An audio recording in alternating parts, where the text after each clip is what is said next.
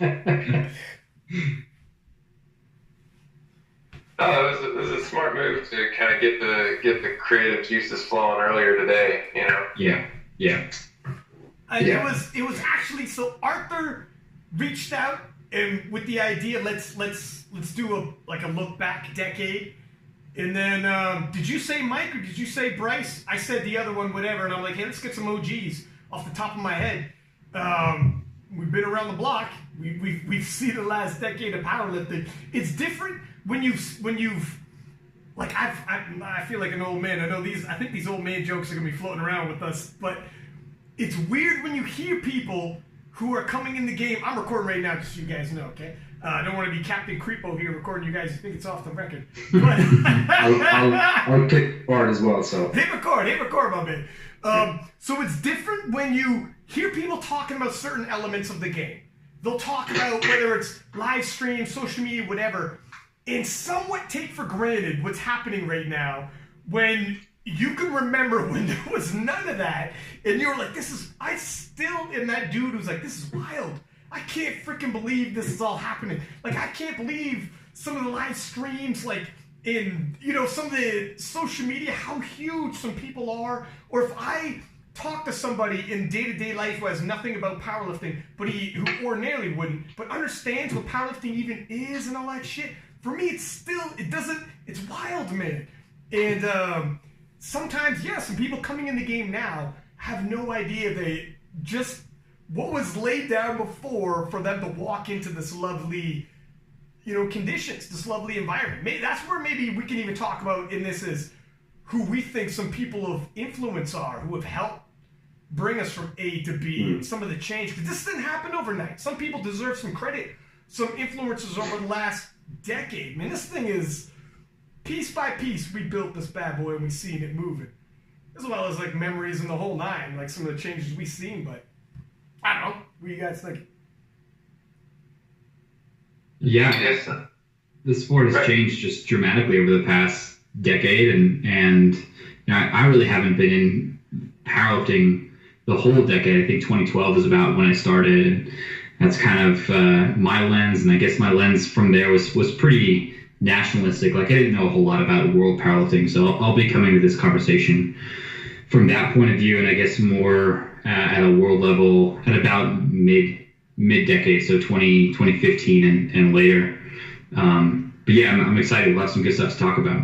Here's the thing, if I'm being honest, the decade really took off when the IPF went raw. You didn't, not to say you didn't miss anything, but you didn't miss... Like, in terms of the growth, the exponential growth came on the second half. Like, up until then, it was moving, but somewhat at a snail's pace. Like, the boom goes the flipping dynamite when that IPF decided we're going raw. Like, holy moly. And then we got all types of people in terms of, like, new people entering the game. But, how do you guys want to... I'm curious, because I would agree with you that, I mean, those things are timed together. Do you think that it would have happened if the IPF didn't go raw? Because there was raw competition at the national level in the United States and in other larger countries with larger powerlifting organizations, but the IPF actually hosted the first Classic World Cup in 2012 and the first Classic World Championship in 2013.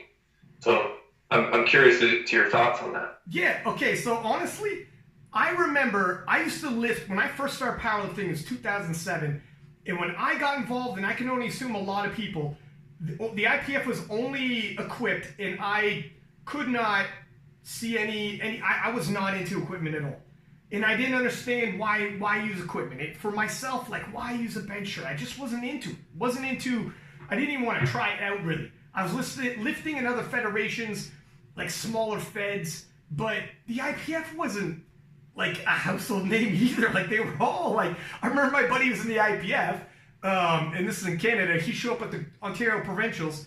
One other dude was in his weight class. You know what I mean? Like, there was no, it's just powerlifting itself was in a different place. And that decision, I remember the Arnold Classic went raw. USAPL had a raw division, and it helped. It helped for sure. But when the IPF decided, I remember I was in a different Fed and I was like, oh, please, IPF, go raw, because it's going to be, everyone knew I was going to jump ship. Everyone was jumping ship. Guys like Lane Norton, who were doing bodybuilding as well as powerlifting, he started off in a different Fed because he's probably like me. He wanted to go raw, wasn't really into it. And as soon as USAPL Raw and then the IPF, Gaston Prage, who I think is one of the, in terms of last decade, got to be one of the most influential people, he said, we're going to host the cup. The Raw Cup, and if it's successful, we're going to pull the trigger and make an IPF Raw Worlds. And as soon as you decide that, and the Raw World Cup, you send whoever you want to send, whatever, it's kind of a tester. Once the IPF decided Raw Worlds, that means every single federation is going to have Raw Nationals, Raw State/Provincial, all the way on down. So then the infrastructure is laid on a global basis for Raw. Tracking, like I was there like 5 years before, and then the 5 years after, not even fucking close, man. It was, like, seriously, it was not even, the growth was insane. We went from like slow gains to 5 years before when I started to like, holy moly. I think for sure, definitely on a global factor, and even the fact that in the US, knowing you could go to a world championship and had world-class competition, like battling guys from the other side of the world, it feels more legitimate. Here's something that some of the untested is dealing with now is not having that big global meet where everyone around the globe faces off. And it's kind of, everyone's fractured. When I started powerlifting, everyone's fractured. You know, because if you wanted to be raw, everybody's fractured. And because the IPS said, we're going to house a raw equipped, we all had a home. And now I got people who hit up King of Lifts and say, why don't you post like the USPA drug tested raw?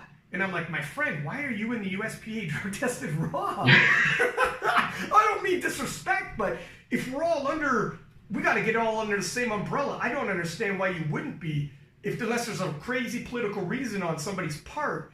Let's all, I don't know, do you like knee wraps that much? Because if not, let's all get under the same umbrella. We're better off all together. And that's my opinion anyways, and why I think it was such a big deal. What do you fellas think? What do you think of Bryce? Was that when you got involved, Bryce? Was it along those lines of when the IPF went wrong? Did we lose him? I think for a sec. Is it me? Did you guys lose me? Oh, he's still going.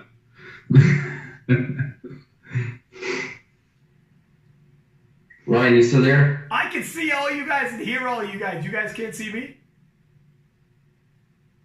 Oh, man. Surfy. Yeah. Poor guy. It's got to catch up because I can see all you guys. Did he change? All right. No, he's still frozen. Shit, he was on a roll. Yeah, he was going. Yeah. Man. There was We'll just pick up where we left off. Yeah, there was one thing I wanted to piggyback on there, and that was, so like, when you talk to people about this, the two reoccurring things that come up as to like why powerlifting has exploded in the last, oh, here we go. Oh, no, maybe not. Hey.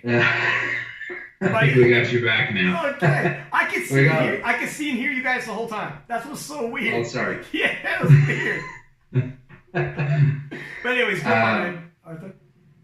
Yeah, sorry. So there was just one thing I wanted to piggyback off what Mike was kind of getting at. And so like when you talk to people about this, there are these two kind of reoccurring reasons as to why powerlifting has basically exploded in popularity in the last kind of 5-6 years. One being the move in the IPF to Raw Classic, and the other one being the influence of social media.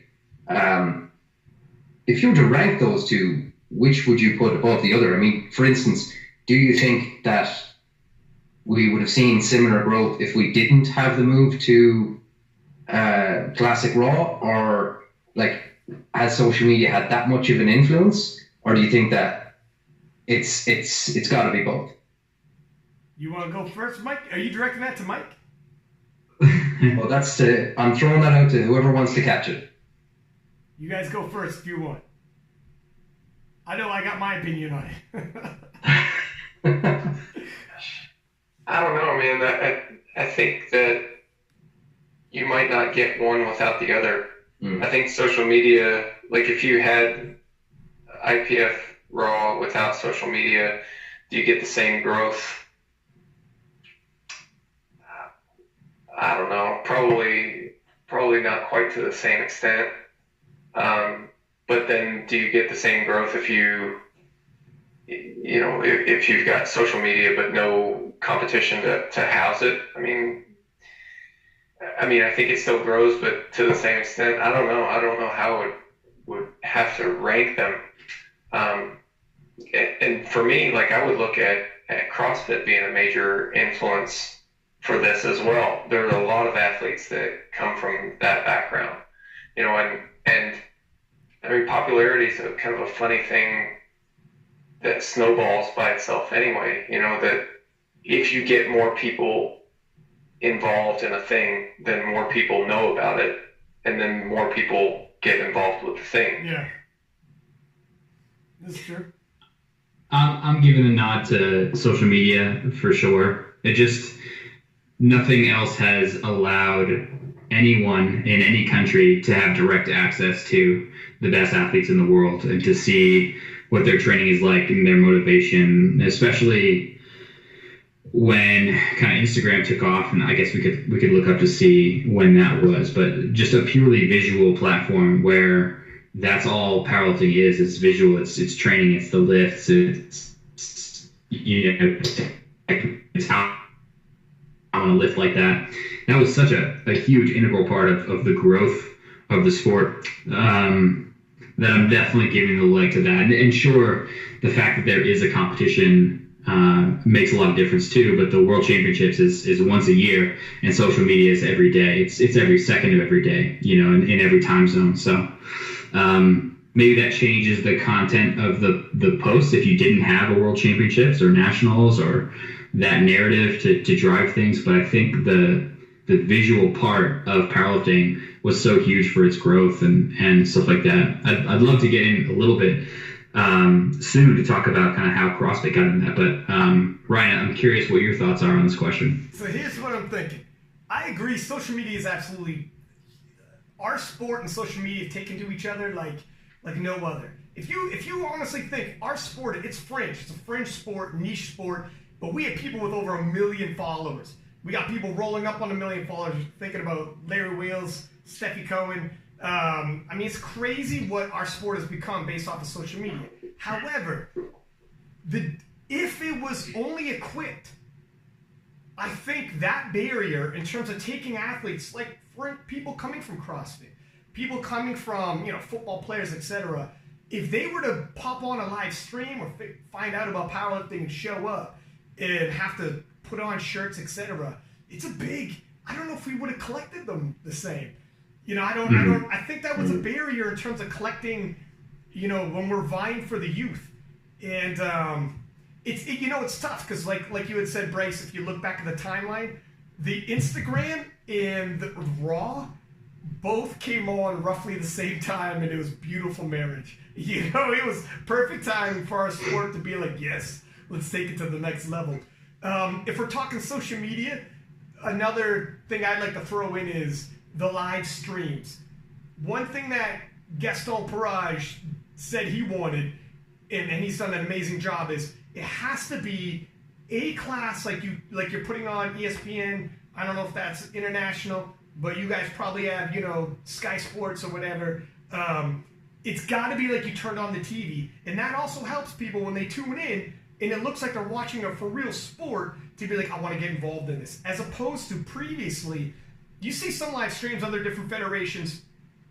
Man, it's like you got the local high school breaking out their cameras, and they're doing it for a film credit. You know what I mean? Like to get a credit in high school.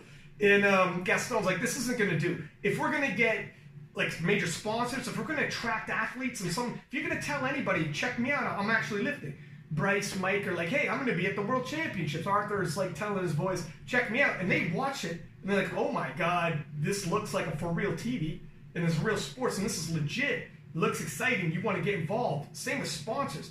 And we got on the Olympic channel because of that. So I don't know if that's also nestled in with social media, but I think that was also a major part is the IPF's vision anyway. It's not a lot of other feds back the streams quite like this, but their vision of our stream has to look A+ quality.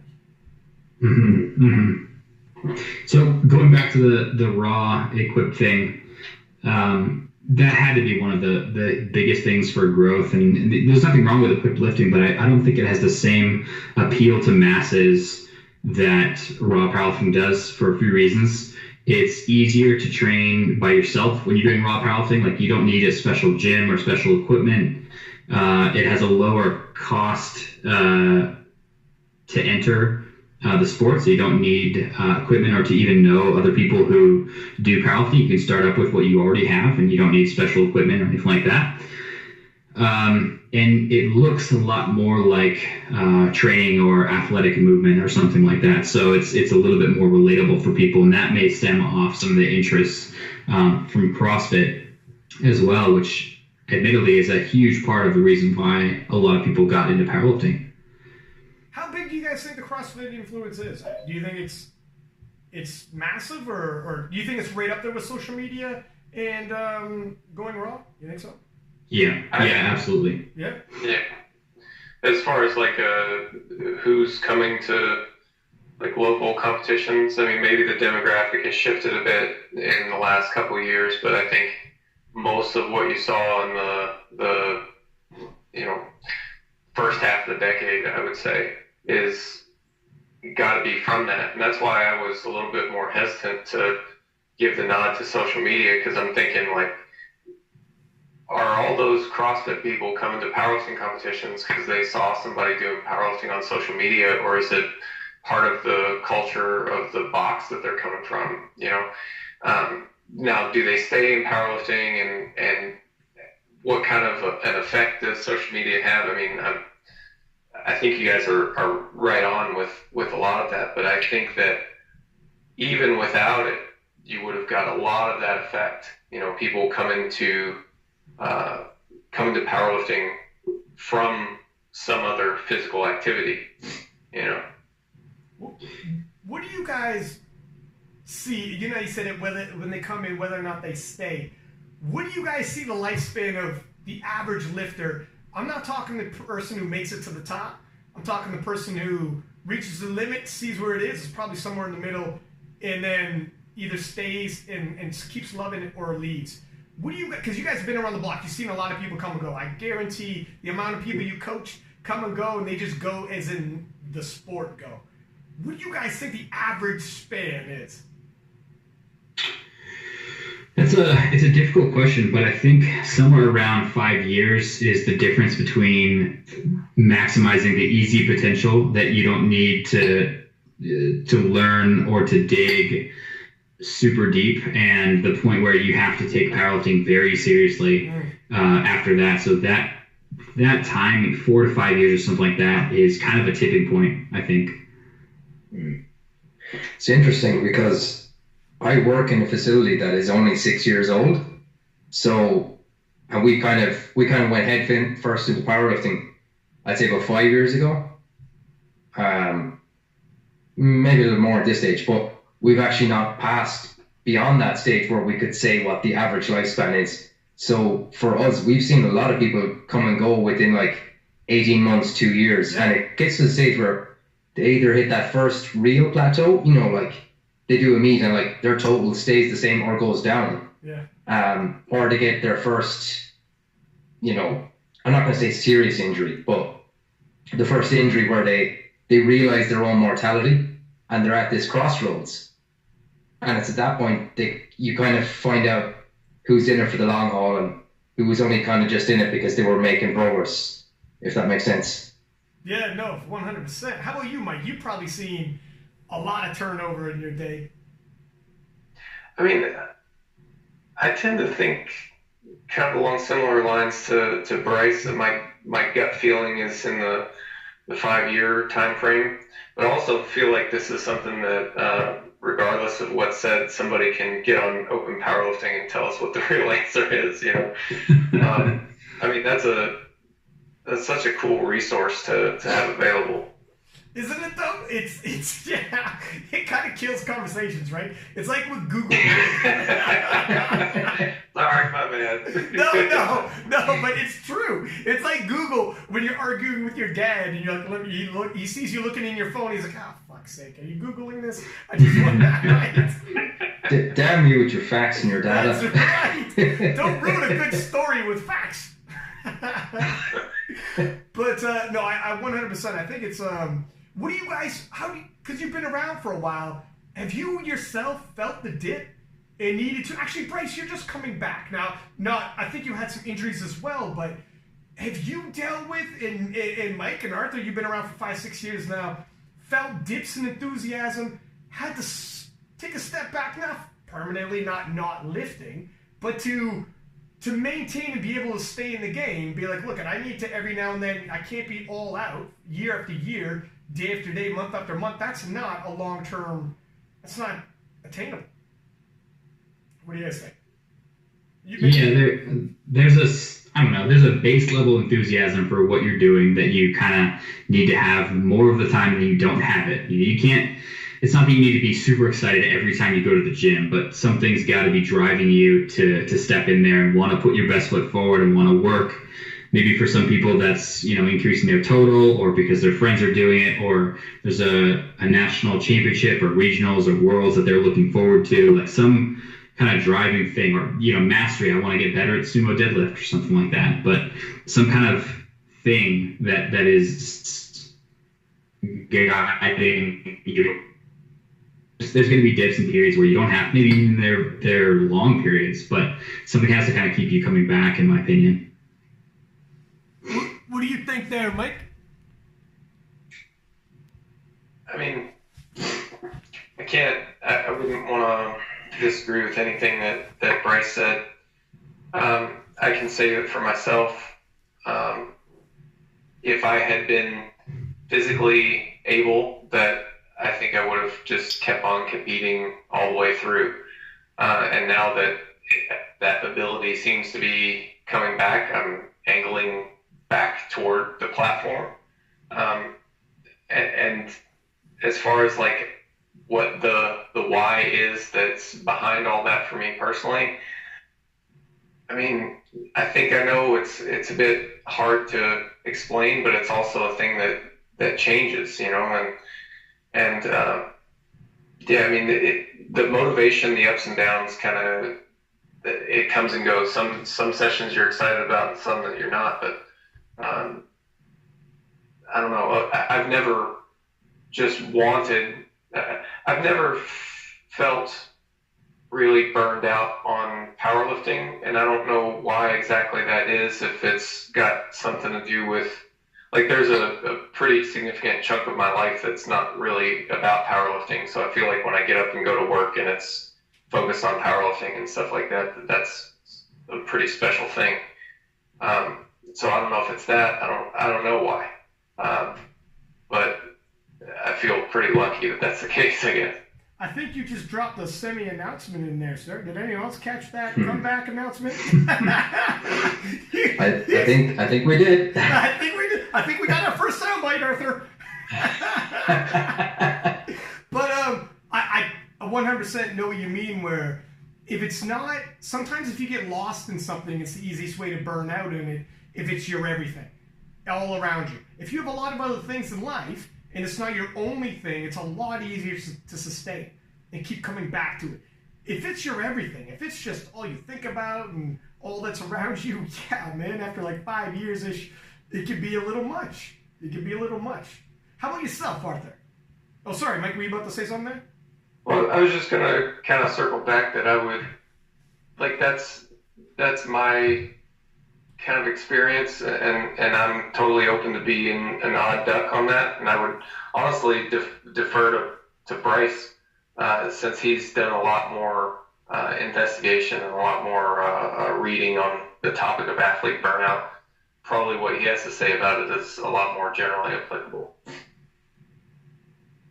I mean, yeah, basically, there's kind of a few big things that lead to athlete burnout, and as long as you kind of steer clear of those big landmarks and you continue to have fun with your sport and continue to feel rewarded, that's the kind of thing that's gonna let you keep going forward. But one of the things, Mike, I think you do well is that a lot of your life isn't directly revolved around powerlifting, or at least if it is, it's involved in different ways. So you don't get all of your happiness from the performance or from kudos from lifting, or feeling reward from the process. Like, there's many different ways that you engage with the sport, and I think that kind of makes you a little bit more resilient to burnout, which is the right way to go about it. I also have delusions that I'm going to count PRs and never blow. I think being delusional is part of it. I think, keep the dream alive. That's right. I'm just a moment away from a big breakthrough. Right. It's always in the next block. Just keep adding 2.5 kilos to the bar every week. That's why it will keep going. It will keep going forever. That's the secret. Right? How about yourself, Arthur? How are you feeling about it? Like, do you do things to keep yourself fresh with it? Do you have other things on the go, so it's not the only investment you have psychologically and emotionally? Yeah, I definitely go through phases where my enthusiasm for training wouldn't drop, but my enthusiasm for specifically powerlifting, it would definitely dip. Definitely soon after a meet, I want nothing to do with powerlifting.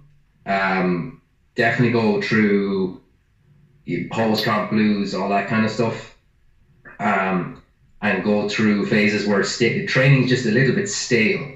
I'm still getting everything done, but it's very hard to get kind of hyped up for work sets, things like that. I'm to a certain extent just kind of going through the motions, but I still enjoy it, and I still go in and train. And the other thing I guess I would do is to try and not have my identity wrapped up as Arthur Lynch, the powerlifter. It's Arthur Lynch, the powerlifter, the coach, the PhD student, the personal trainer. So just have other branches to kind of lean on when, I'm probably not feeling competing in powerlifting quite as much. Does that make sense? Dude, I was about to say, it is so makes sense, and it's true. We're getting into some real deep psychological shit here. I didn't think we were going to go there, but it's true. Where the more you do, the more you start getting wrapped up in that so-and-so, and it kind of feeds the ego. And then you're like, well, if I stop, what am I? What am I stopping? What am I walking away from? And that can get difficult. Both am I no longer an athlete? Am I a coach now? Am I, in reality, it means more to your ego than it does to other people anyways. But we don't tell ourselves that, right? But if you stop, how quickly would you be forgotten type deal? Which, later on we'll talk about who I think the biggest influences are, but of the last decade. But it's true.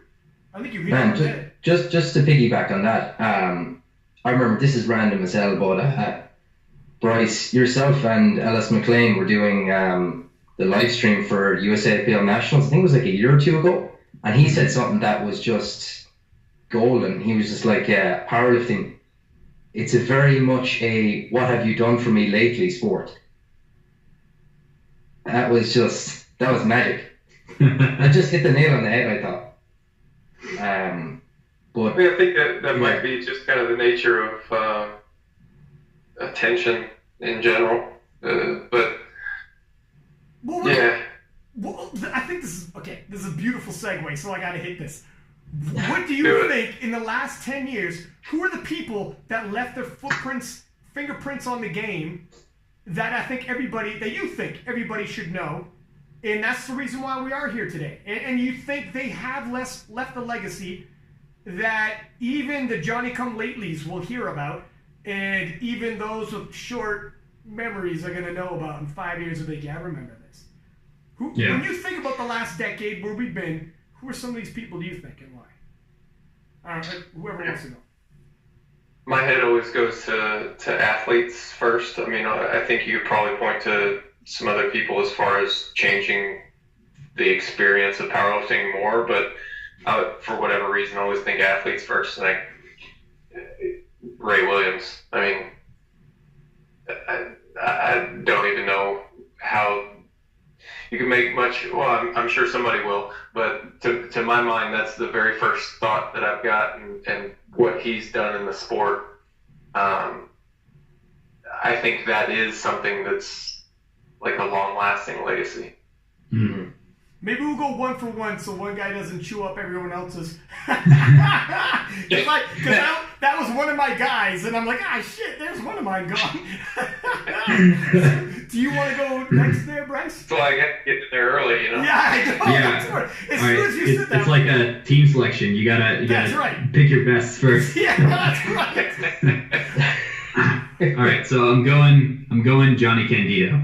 I think Johnny Candido brought powerlifting to two populations: the YouTube population and the, let's say, 16 to 25-year-old population, because that was who his audience was, and he made powerlifting look attainable and fun and interesting and something that everyone could do. And not only that, but he released some free programs that made that possible. I mean, he wasn't the first one to kind of release free programs, but just absolutely proliferated an easy way and just dropped barriers left and right. Said, look, if you want to get into this, here's how you train. You can do it at your gym that's 5 minutes away, and go have fun and enjoy this in the same way that I have been enjoying it. So definitely kudos to him for sure. He definitely changed powerlifting. Dude, his personality, when he talks into the video, talks into a podcast, personality's huge, and he has it. We needed him at the moment when he came around. Yeah, 100%. Both those people are on my list. I'll go last. My list is getting decimated, though. Go ahead, Arthur. It's hard to pick one. If I was to, I'm going to go with a female. I'm going to go with Jen Thompson. Because just what she has done in however many years competing. I mean, she's competing, 15, 20 years or so? Oh, yeah. And 90s, still... late 90s. Oh my God. And she's still hungry as ever for progress. And what she's achieved, she's known for her bench press, and what she's achieved there is just, I think it's shattered what a lot of people thought was actually possible for a female to achieve. 100%. In the late 90s, she was, her specialty was still bench press. I'm old enough to be around in the late 90s. My man Mike T can back me up. Women weren't like, hey, let me bench press. Let me fucking increase my bench press. It's the trailblazers like her that break down some of those stereotypes. Man, it was stupid. People lifting weights is manly. Now it's silly to say and no one takes it seriously. That shit was common though. There's a time period where you hear stupid stuff like that. I'm like, man, I think a girl who lifts weights is hot as hell. I mean, that's what I'm into. And you hear silly remarks, and if girls would be persuaded not to, or else they were weird, by their peers and by dudes wouldn't find you attractive if you did. She's one of those trailblazers who made it cool. It made it and now that she's middle-aged, now she's a trailblazer for people who are middle-aged. Be like, man, I'll smash heavier weights than a girl or her husband. You know what I mean? She's a trailblazer all around. I 100% think, yeah, that's an excellent pick. All right, so let me get mine in there before. We'll keep going around because I got a couple more, but you guys are nailing down my list. But I'll get this one out because he's in the group. I think when Mike T brought over RPE, in terms of, I know myself, oh my God, I took it like a fish to water and love it. And dumped the Chico style. Not hey, look, using base off percentages is good, but it was a massive jump. Just in terms of how we approach things, even if you still use maxes in terms of percentage, I think our approach to it and our knowledge in terms of fatigue and how to manage fatigue, and it asks the questions. Even if you aren't going to use RPE, it forced coaches to ask those questions of their athletes and start realizing. And here's the thing, other sports were using RPE, like endurance sports and whatever, And we just didn't know, how do we incorporate this? And it takes an innovative mind to do some research and to look into this and be like, how do we apply this to powerlifting? And here's why. Why? Like when these cyclists and these long distance athletes who are running are like, you know what, they would tell themselves, we need to run a certain amount of miles to be able to get a marathon and do well. And then for a guy like Mike to look at this and be like, man, I tell myself, if I want to squat 600, I got to do 500 for fives and whatever. And he's like, you start asking the same questions and applying it. And I think that was a massive game changer. I had you on the podcast, Mike, and it was called The Father of RPE.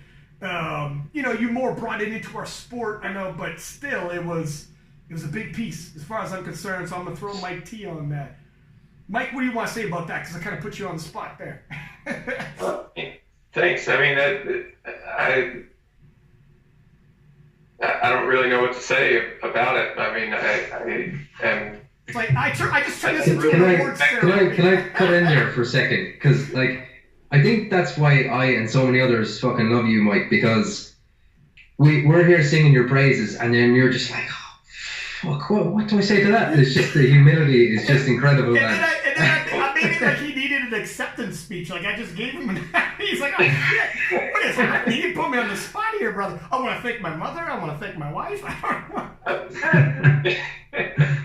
No, I mean, I very clearly remember my goal when I realized what I was writing was more like a book than an article. My goal was to hopefully be able to finance my travels while I was competing. You know, that I would be able to travel to competitions and not, you know, take money away from the family. And then it has turned into a company that now we have, you know, multiple other employees, and it's helping to support their families too. Like I literally never dreamed that things would go this way. Dude, you changed the game. You did more than that. This was a game-changing moment. I still remember being like, what the fuck is an RPE? What is that at symbol with a 7 at the end of it? I remember seeing that and being like, what is the at with an 8 at the end of it? And had to investigate. And then when I found out, I was like, oh. And then I Googled RPE and the whole nine, and I started seeing like, what the shit? Yeah, this is amazing. Like it's a game changer, man. As well, yeah, I'm glad you, like, you know, it worked out. Like, it's funny how I love hearing stories of this where it's like, I just wanted to like get money for a plane ticket, and then next thing you know, you're changing the game. Well, I mean, yeah, I mean that was the book, I guess, but I mean the whole point of all of it is that, you know, I want to set PRs. I want you guys to set PRs. I want, you know, lifters to lift more weight, and if that helps, then that's great. It's just crazy to I don't know what it'd be like to come up with something like that where everybody all over the world now is doing it. Like, do you see people posting it and God damn, I want RTS at the end of every post now. I want that to I am lawyering up. I'm getting up and seeking counsel. It's got to be, I don't know. I don't even know people even know where it came from. That's why I'm glad we do these podcasts, and you're one of the OGs on the podcast, because some people might listen to this. Some millennials, I'm not talking shit, but I'm kind of, but somebody will be listening to this and be, oh, I didn't know Mike T made that. But anyways. So Mike, I'm doing research for a presentation I'm giving in a month or so, and I'm flipping on mass through the articles, and you wouldn't believe the size of the section on autoregulation that's there right now. Yeah, I mean it's like even with volume and a few other things, and it's just that's the amount of research that's been done in the last decade or so purely on autoregulation for resistance training. I think that stands on your shoulders. Man, that's pretty awesome. I mean, I haven't looked at that, but I do remember looking into autoregulation and stuff. Kind of would have been the early part of the decade, I guess, but and finding like APRE, you know, and that was about it. Yeah. I think we are right back to you, my man. Do you have another one, Mike? Because I can go again. I'm a bit taken aback, guys. Okay, All right, I'm jumping in. Okay, jump in. All right, so speaking of coaches, I think Mark Ripto was another integral person early on. So someone who at the start had a system. So you could look around and you could see, okay, there's some Russian people who are talking about powerlifting. I can't really translate that. But here's this guy Shaco, and there's this free program. But really the only accessible thing early on was Ripeto's books. The 5x5, strong lifts and the other stuff he's putting out. He says, this is how you squat, this is how you bench, this is how you deadlift. Here's some foundational technique stuff that has a more structured way than some of the YouTube content. It was probably even before a lot of the YouTube content. So that kind of served as a ground entryway for a lot of people, especially people who just, open up google.com or yahoo.com early on and say, what is powerlifting? How do I train? Or even take a look at Amazon, try to find some books. That was some of the early resources that you could find on how to get better in the sport.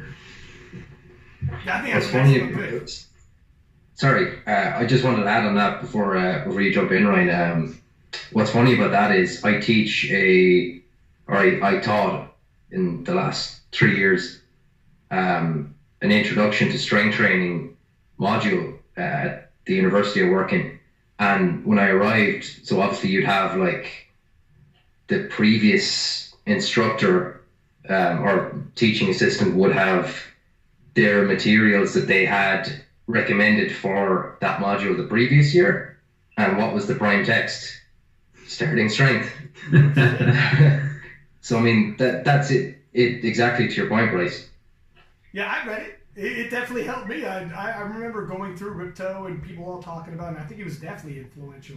Even the setup of the different lifts, and even for a functional program to begin with, 100%. I think it's your turn first, Arthur, and then it's my turn. But if you don't have someone off the top of your head, or we took all your people, I can go. Are we still on lifters, or are we talking coaches now? Just period. Influential people. It could be whatever you want. Influential people, period. Because we've been all over the board already, and I think it's... Yeah. It's basically, I think we worded it as, you know how goldfish memory people are, people who left their fingerprints in the game, that even if you just came in late, you should know this person. I think Dan Green is worth a mention, because I think when he came on the scene, I feel like he helped to break down the stereotype of what a powerlifter was, if you know what I mean. Like, here's this super jacked, really muscular dude, who literally looks like a bodybuilder, and he's totaling like fucking whatever 900, and it just not only that, but the way he used to lift as well, the ferocity of his lifting, particularly his deadlift. I think that certainly got me excited about powerlifting. I don't know about you guys. Oh, dude, he's straight out of a freaking comic book. He's impossibly huge, impossibly jacked, and wildly entertaining to watch. I could watch him do fucking tricep pull downs, dude. Are you know his goal in terms of making weightlifting enjoyable to watch? Yeah, I would watch him squat and dead for sure. Like he looked like the Incredible Hulk. He looked like he should be in a Marvel movie, no CGI needed. And 100%. And the fact that he had like long hair and was like, he was the part. He was like a rock star when we needed him. And it was so cool when he hit Instagram, and he still does. He follows nobody. Yeah, that's some Johnny Cash shit right there. Right? I thought of another one before you go, Ryan. Okay. Eric Talmadge. The organizer for the Raw Unity meets in the early 2008 to 2010 timeframe. So like if we're talking about the inclusion of raw lifting in the IPF being a watershed moment, I don't know that would have happened, at least not in the way that it did, without Eric Talmadge putting on Raw Unity meets. And frankly,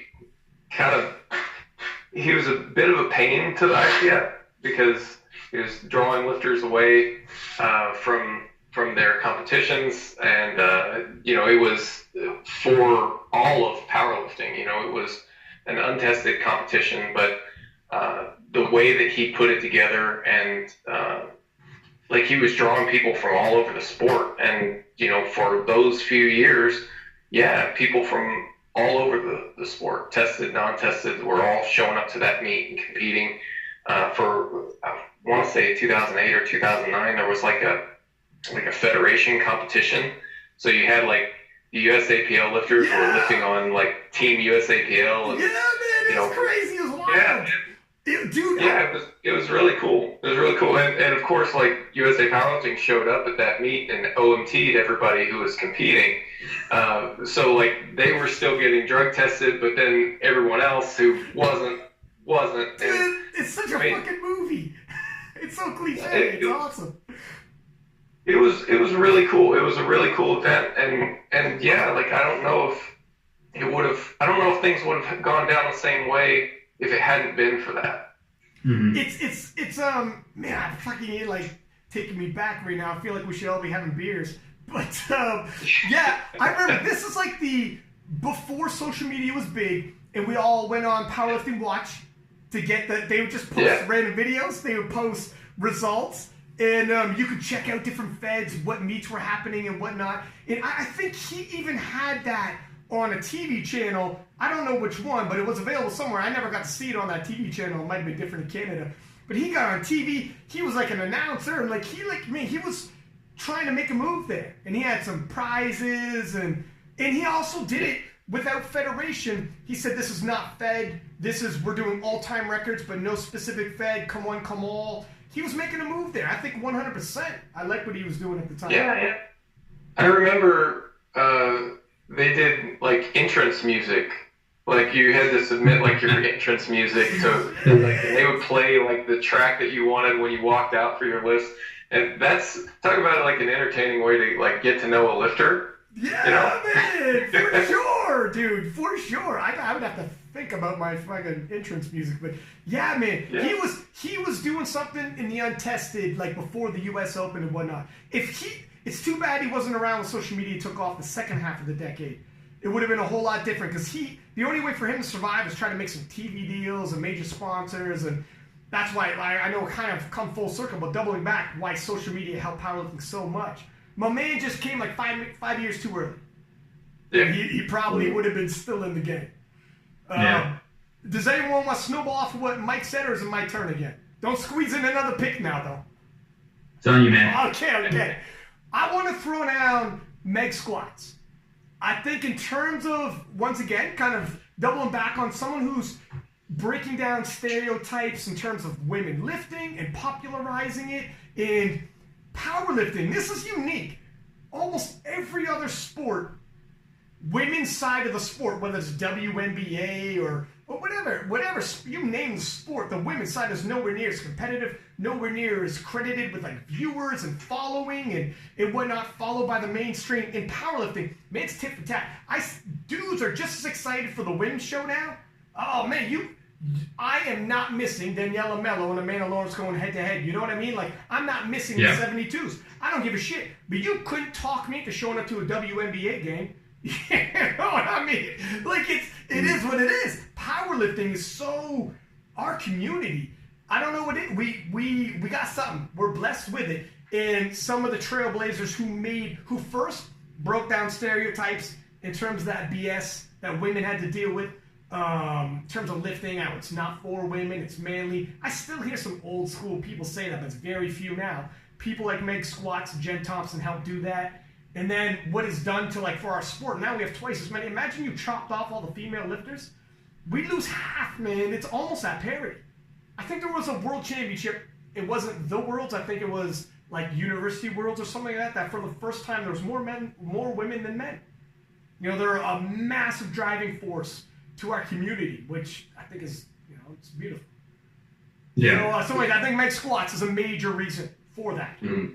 And still to this day. And everything she did with social media. We talk about Johnny Candido, how he could pop in front of the camera. She pops in front of the camera. She's got some major sponsorship deals. She's done some things. I don't want to go through her whole resume, but for powerlifting, not just for women, but powerlifting in general, She's done quite a bit, still giving back. So I would say she's a massive influence. Yeah, just to piggyback that, I think that was a really good choice with Meg. She did huge things in the sport and really broke down barriers to tell just kind of normal women, yes, you can do this. You're not going to look crazy. The barbell's not scary. Just making the free weight side of the gym less intimidating for so many people. And speaking of the sponsors thing, I mean, she did a deal with Kellogg's and my mind was blown. I was like, this is a powerlifter working with Kellogg's? Is that even possible? And she was the first person that I knew of that kind of had like a major deal. And that was really, really cool to see. Yeah, 100%. Do you guys, I got a few more I want to belt off. Do you guys, if you guys want me to rock and roll, I will, but do you guys want to throw some in there? I'll go tit for tat with you. I've got a list now. I don't want to make the whole thing nothing but our list, but what the hell, man? I'm having a good time. Arthur, do you guys something you want to throw in there? No, you go ahead. Okay. I already said Gaston Parage, but it was before we were in this, but Gaston Parage, look, we could all say powerlifting would have blown up anyways, but I'm telling you, we already said the fact that it went raw and it tipped, man, you got blowback to go raw. There's a million reasons why they weren't raw at the time. I don't want to get into it, but my man held firm and said, no, we're gonna try the raw cup, and then he went 100% raw.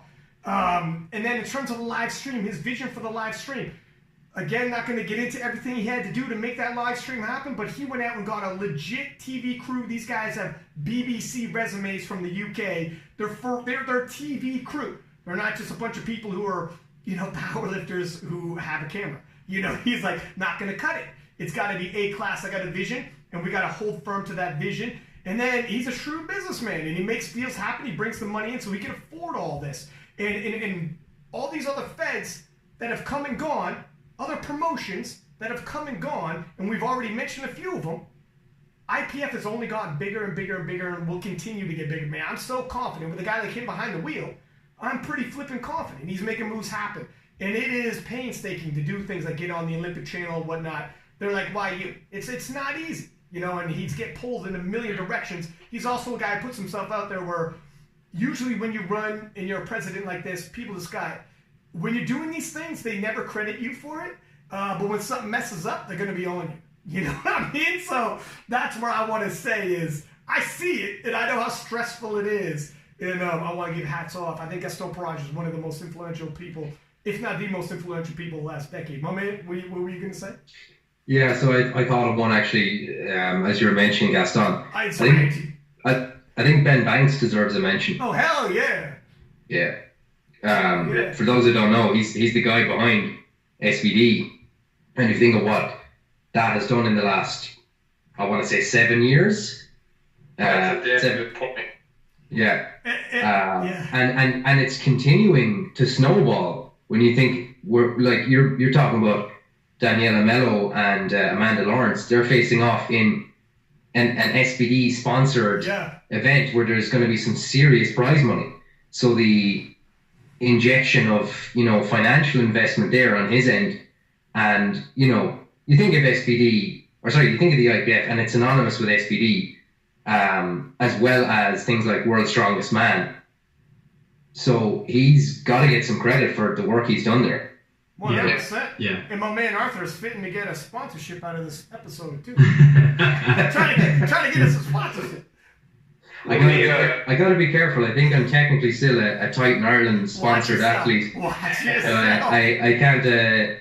I'm not editing out of the kingdom. Let me interject just real quick with a story about Ben. I was at the 2013 Classic World Championship. It was the first one in Suzdal, Russia, and that's the first year that SBD knee sleeves were available, and they were only available to the Russian team and the British team. I think he had sponsored them or something along those lines. And let me tell you, everyone wanted knee sleeves like this, because before this we were using mostly reband knee sleeves. Some people were using the Tommy Kono knee sleeves. They were not the same. They're shorter, thinner. They wore out much faster. I mean, you just pick up a set and you could feel the difference, you know. So that was a huge thing when that started, and everybody was talking to Ben at that competition, like, hey, how do we get these, you know?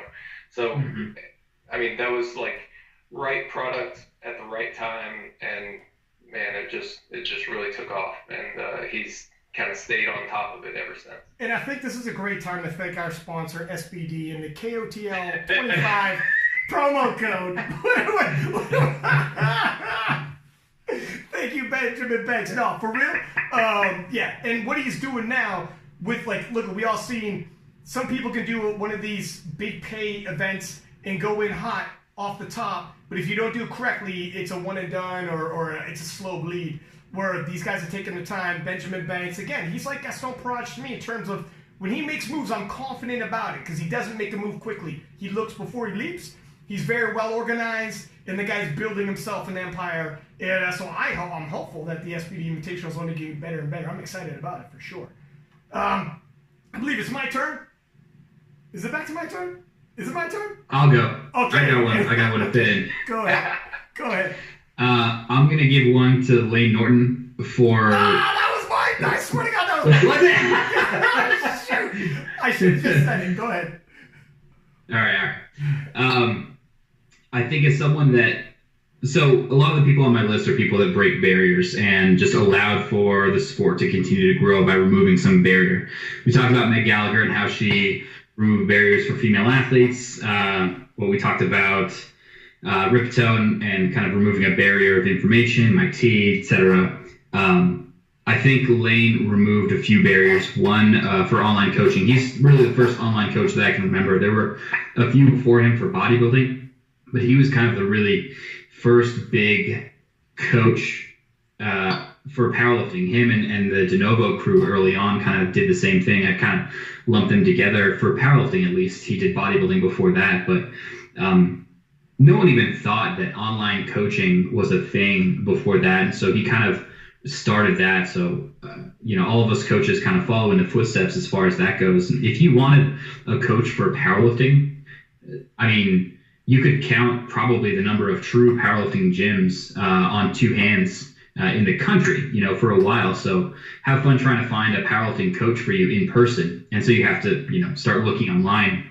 He was one of the first people that made that possible. So just speaking about it from that side, if you've got more to say from the other things that he's done, by all means. I'll snowball off that. Because he was the next guy I wanted to say. He basically did, for powerlifting, in terms of the nutrition side, what Mike T did in terms of with his RPE. Man, I remember when I first started powerlifting, we didn't know macros, macro counting, reverse dieting. You just got into whatever weight class was your weight class type deal. A lot of guys might be a little extra fluffy for no use. Sometimes it helps, sometimes it does not. You had no idea what was your optimal body weight, what you could get out of it. Nowadays, you got to get into the proper weight class. We're far more healthy, and he started breaking down stereotypes. The guy was a former bodybuilder, as is yourself, Bryce, and we started recruiting bodybuilders coming into the fold. So he broke down stereotypes in terms of what powerlifters look like. But in terms of his knowledge of nutrition, and because he was so popular, he was a social media influencer, an early adapter of social media. So in terms of his impact on the game of social media, and then using that as a tool to actually educate, and the guy's got a PhD. Now, I don't know if you guys heard he's got a PhD. So he's knowledgeable and could bring something to the game, and also it means something for us to have a powerlifter on like platforms like Joe Rogan, and to be speaking on, he'll talk about powerlifting. He'll talk on Joe Rogan. He's talking about like the IPF worlds and shit like that. He'll shout out a couple powerlifters who's on Joe Rogan. It means something. By the way, by the time this podcast drops, he's going back on Joe Rogan for another debate about nutrition. And because he is at the forefront, not just for powerlifting in our niche, but for in the world. He's at the forefront of this. For if you're an athlete and you want to seek someone out, Lane should be in that conversation. And the fact that, look, any niche sport could have had him, we got him. He's a huge plus for our sport. He's also, another stat for you, the only King of List podcast that I have in common with Joe Rogan, and I'm very proud of that. But no, seriously, and he also in turn, I said the same thing about Megan said the same thing about Johnny Candido, but you put him in front of the camera, man, he shines, and it's just a quality that some people got, and he's got it. So we're lucky to have him. He's been around in the game for a hot minute, and I definitely he's an excellent choice. We also, you start talking a little bit, we're now talking about some changes we've seen in the last decade. Now, we went around saying some influencers. We can always drop some more, but I got a feeling we're going to start just getting into, we got the top, right? Let's stay with the top. If we want to drop some more, we can drop some more. But what are some of the changes in the game we've seen? Honestly, when I came in, a couple off the top of my head, I think we kind of already hit, but social media, holy shit. If you would have told me in 2010 that by 2020, some powerlifters have about 1 million followers on social media, I still can't wrap my head around. That's insane. If you would have told me, like, the live streams, I remember, listen, I have to date myself, but at the Arnold Classic, I think I told the story before, when my friend Alex Troltz was at the Arnold Classic, there wasn't a live stream, they had the scorecard on my screen, and I refreshed the scorecard, and it would either be blank or it'd turn up red or green, and I knew if he hit or missed his lift. That is pathetic that I stayed there for 3 hours doing that, first off. I probably had something else going on at the same time, let's hope. But that's what it was. That was literally the beginning of the decade, 2010, Arnold Classic. He won, by the way. Shout out to Alex Stroltz. And now we got fucking live streams with, they look in the way they look, like they should be on TV. And social media, nutrition, oh my God, what we know about nutrition, what we know about training. But gentlemen, not just how Mike T kicked it off with RPE, but here's another one I want to add. So that's like a summary of what we already said. Let me add something new. I remember when I first started in 2010, you joined a powerlifting gym, and whatever senior powerlifters were at the gym would help you out. Show you maybe a bar or Chico if they found one, help you out with some programming, taught you that's how you initially learned.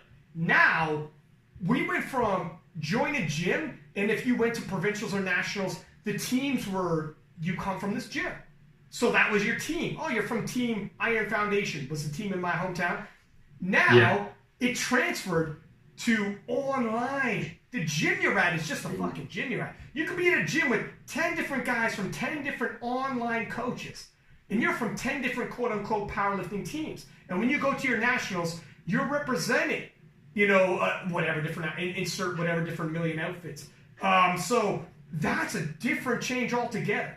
And that's what I think. We moved away from you join a gym and that becomes, you're getting coached by whoever might happen to be in your gym, to coaching online. And because of that, the dissemination of information, man, if there's a breakthrough in Montana, people across the world in Sweden are going to find out about it within a few months. So better catch up. Better mind your P's and Q's. You can't sleep.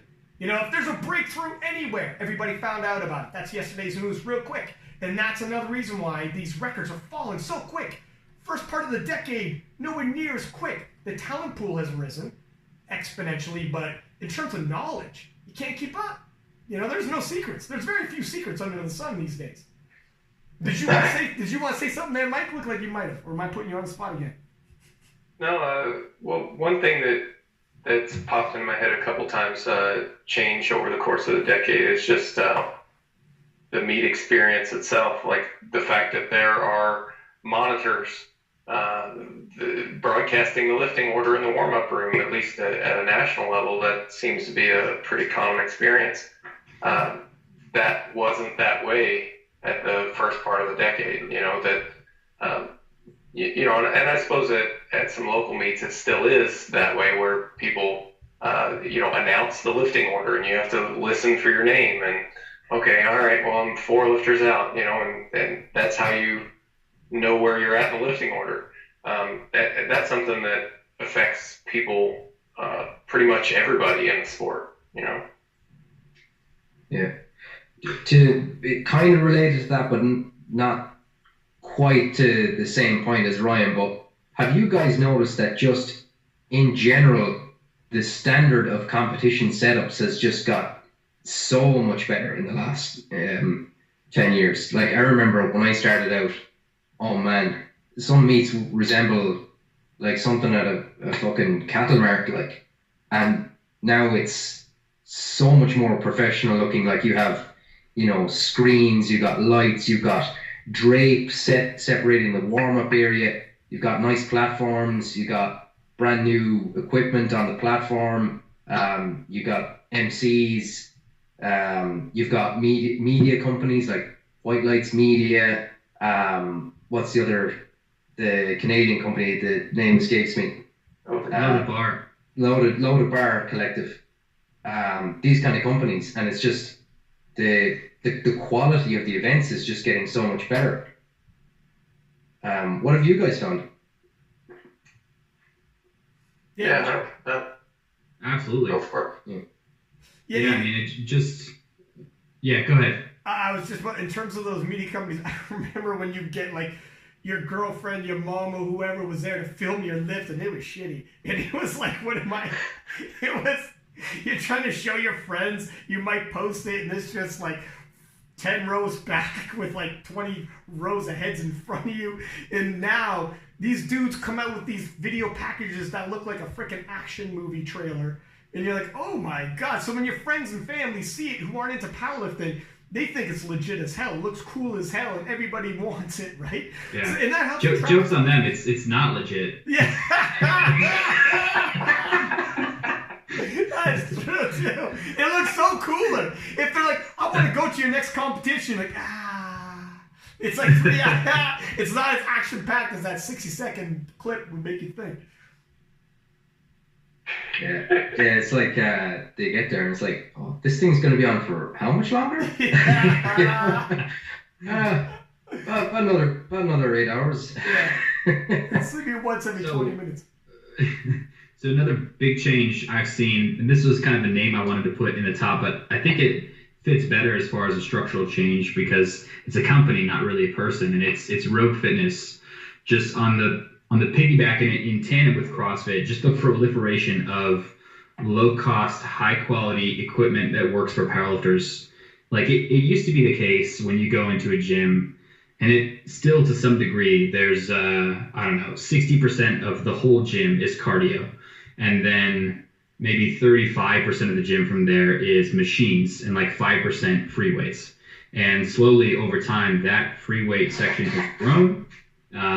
Especially now, most gyms, even the commercial, even the most commercial ones have a rig, kind of in the center that has spaces where you can do barbell lifts, better equipment, better barbells, all that kind of stuff started from Rogue figuring out how can I make this modular, how can I make this low cost and give this to a lot of people so they can have high quality equipment in their garages. 100%. Let me ask you guys something. If we're looking back at not just changes we saw now, I want to ask you guys, is there some moments for you that stand out in the last 10 years like that? You watched and you're like, holy shit, that was a moment for me. Let me say, okay, let me kick it off. Okay, maybe this will inspire you guys like I inspired Arthur for a couple of his picks. Okay, for me, one time, personal moment. This is just a straight up moment that isn't even a powerlifting moment. Personal moment one time, I was commentating as in Belarus, and Ray Williams was about to hit the platform for the first time.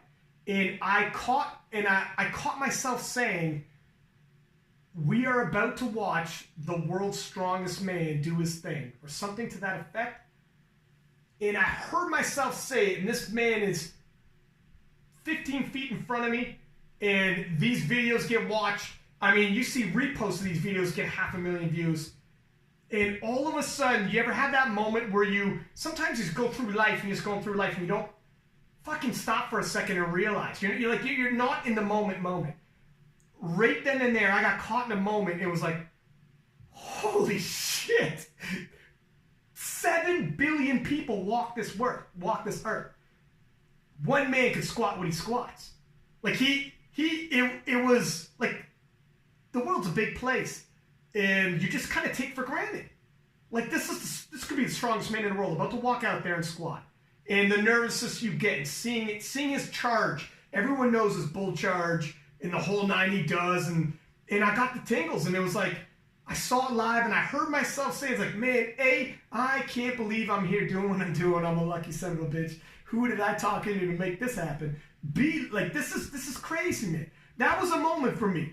And I never forgot it, man. And sometimes, I still sometimes got to remind myself, check yourself, man. Like, you are watching remember what you're watching. When you go up in the warm-up room sometimes and you see these lifters, it's the world's, and they're walking around, and I'm like, I don't take it for granted. I still don't take it for granted, man. I tell myself, this is special. You know, I don't know how many more worlds I'm going to be around. And when someone has an opportunity to go to a world championship, fucking go. That door closes on you, my friend. You got an invite. Don't, Russell Orhe comes out of nowhere and that door slams shut for the next 4 years, and there goes your prime. Show up when you got the opportunity if you can, and it's a magical moment. Now, you guys have been to the world, so you all know like how magical it is. Maybe if you've already been, it's different, but if you've never gone, you know, man, it's a moment. There's one. Okay, that was just a personal moment that changed and reminds me. Here's a moment, powerlifting moment that I think changed the game. John Hack versus Brett Gibbs showdown. I've said this many times on the podcast, different episodes, but bear with me if you heard me say it again. That fucking showdown changed the way we view. Previously, it'd be like, come and watch the world's best. Hey, the best 83s, the best 93s, the best 105s, but you don't really know what you're watching. Let's see what we got. You might have an idea of. This changed it into him versus him. Straight the SBD, God bless them, did pictures of them eyeing each other down like boxers or MMA fighters, and did a full-on photo shoot and put it out there, publicized. The IPF were like, what are the show? I was going on about this. I was in the commentating that year. It was going on about the showdown, and they're like, it's going to be that big. I'm like, yes, trust me, it's that big. And then they saw the SBD showdown pictures, and they're like, all right, for the first time, we're going to come in with a camera on the commentator. Didn't do that for any other session, but if you say it's this big, I'm like, trust me. And I gave like this monologue for the first time saying, this is our Ali Frazier. This is our Andre Agassi, Pete Sampras. This is our Russia versus, Canada in the finals of hockey. Sorry if you guys aren't hockey fans, I'm Canadian, but it is what it is. This is what it is. This is our 72 Summit Series. This is a game changer, and then I went into Brett Gibbs representing, and then John Hack representing, two guys in their prime, and hyped it up. And then when the openers came up, and Brett had way bigger openers, I remember Martin Flett looking at me and being like, hey man, you sure this is going to live up to the hype? Because you just gave a fucking 10-minute monologue, and this is all, he didn't say fuck. I threw the fucking in there. But he was like, is this going to live up? And I was like, it's going to live up, man. It's going to live up. And I remember thinking in my head, God, I hope it lives up. I was the guy on the... I'm sure Benjamin Banks was too. I was the guy on the IPF Instagram at the time running it. And every week I was like showing their squats and doing like a countdown. And if this didn't live up, I'd be like, man, this is the first year I was on the IPF media team too. So it probably they wouldn't have taken too many of my suggestions. But for me, I think it changed the way we approach some of the way we hype these showdowns. Now it's like every year, what's the big showdown? Oh, the Battle of the 105s, the Battle of the... And then we go into individual characters. And it made us care more because Bryce, the reserved family man. Oh, but here's Screamer, the wild man. But now I care. Now I have a favorite based off of... As opposed to... Let's just see what I got. Well, if you don't show me too much personality on the platform, I don't know. But you don't know. This guy's got he's got a hell of a story behind him. Coming back from injury, we started doing that, and that helped change it. It made us look beyond America versus New Zealand. And I think that was a game changer. That was a major moment for us, and something that stands out in my mind. Yeah. Yeah, I really agree. And when you look at like coverage of the Olympics, for instance, if you don't get that, so when you're watching NBC and they're covering like the big sports, you got beach volleyball in the United States, you got like gymnastics and a few of the other sports where you've got like the key people. They do that little expose. They run you through their training. They talk about what the journey was like up to the Olympics, who they're going off against. You're invested. You're bought in. you want to watch. And then you see those other Olympic events where you just don't know anyone. It just doesn't have the same level of attention. You know, you're watching fencing, you're watching boxing, you don't know any of the names. It's great sport, but you just don't know the details, and it's missing something. Yeah. And before that, we kind of were like, well, we'll just let the lifting do the talking. Well, sort of. I mean, yes, to an extent, you hope the lifting is entertaining, but we didn't have any other avenue. There's no mainstream media is going to publicize this.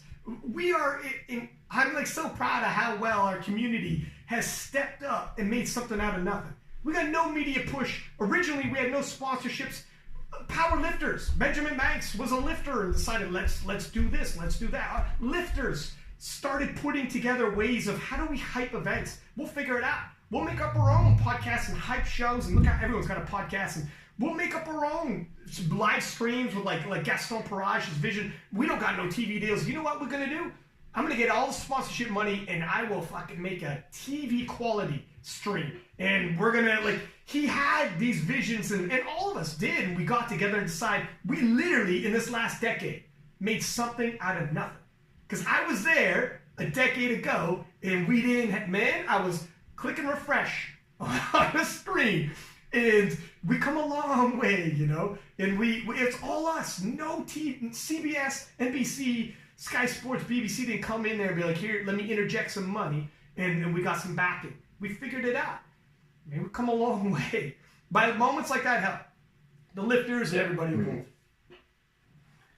Yeah, you were speaking about kind of personal pinch yourself moments in the sport, and I had one of those at the Arnold when Blaine squatted 500 kilos. I got to watch him from the doorway to the warm-up room. So I'm right there watching him do this lift. And I mean, I've known Blaine for a lot of years and obviously was really rooting for him. But if you watch that squat, he stops 3 times on the way up. And I mean, I've not squatted 500 kilos, but I've squatted 400 kilos. And I know that 400 kilos, one of the biggest challenges I've had was just controlling the bar weight, and he's got 100 more kilos. And I mean, I can just imagine what that must have been like to try to control that thing. And just watching him do that lift, I mean, that was a moment for me where I was like, did this really just happen? I pinched myself, you know. I got another little moment here. And it's another one of these, okay, so this is a moment that isn't even, it's not somebody who's winning with a big lift. Wasn't somebody who, I don't know the significance of the lift at all. I remember, I believe he's from Norway. Damn it, I forget his name already, but I mentioned this before in the podcast, and he hit me up when he heard me mention it. It was at the Worlds in Sweden. I believe he's from Norway, a Norwegian lifter, 105. Walked out an attempt, and this shit was as crazy wobbly as if you have ever seen in your life. And as a commentator, you're like, you call it like you see it. And you're like, whoa, it's one of those walkouts where you're like, I don't even know if you should take it. All of the spotters were getting in tight and we're like, holy shit. And you could tell the look on his face was like, oh, and as you're calling it, you're like, whoa, if you gave me $1 million and you're like, does he hit it or does he miss? I'm like, there's no way he hits this. He misses. And I remember him walking it out, and he thought exactly what everybody else thought. And was like, holy shit. And he stopped, and he looked over at his coach. And his coach was on the sidelines and was like, they met eyes just for a second. And his coach, it's okay. And gave him a head nod, and they had that moment. And that's all he needed, and he looked forward. And it's just that moment right there they had, he needed somebody. And he looked over and saw his coach who was... Man, I was like, holy shit.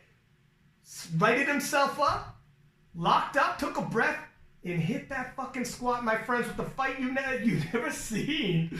And I was like, whatever, this was a middle of the pack squat. Didn't matter.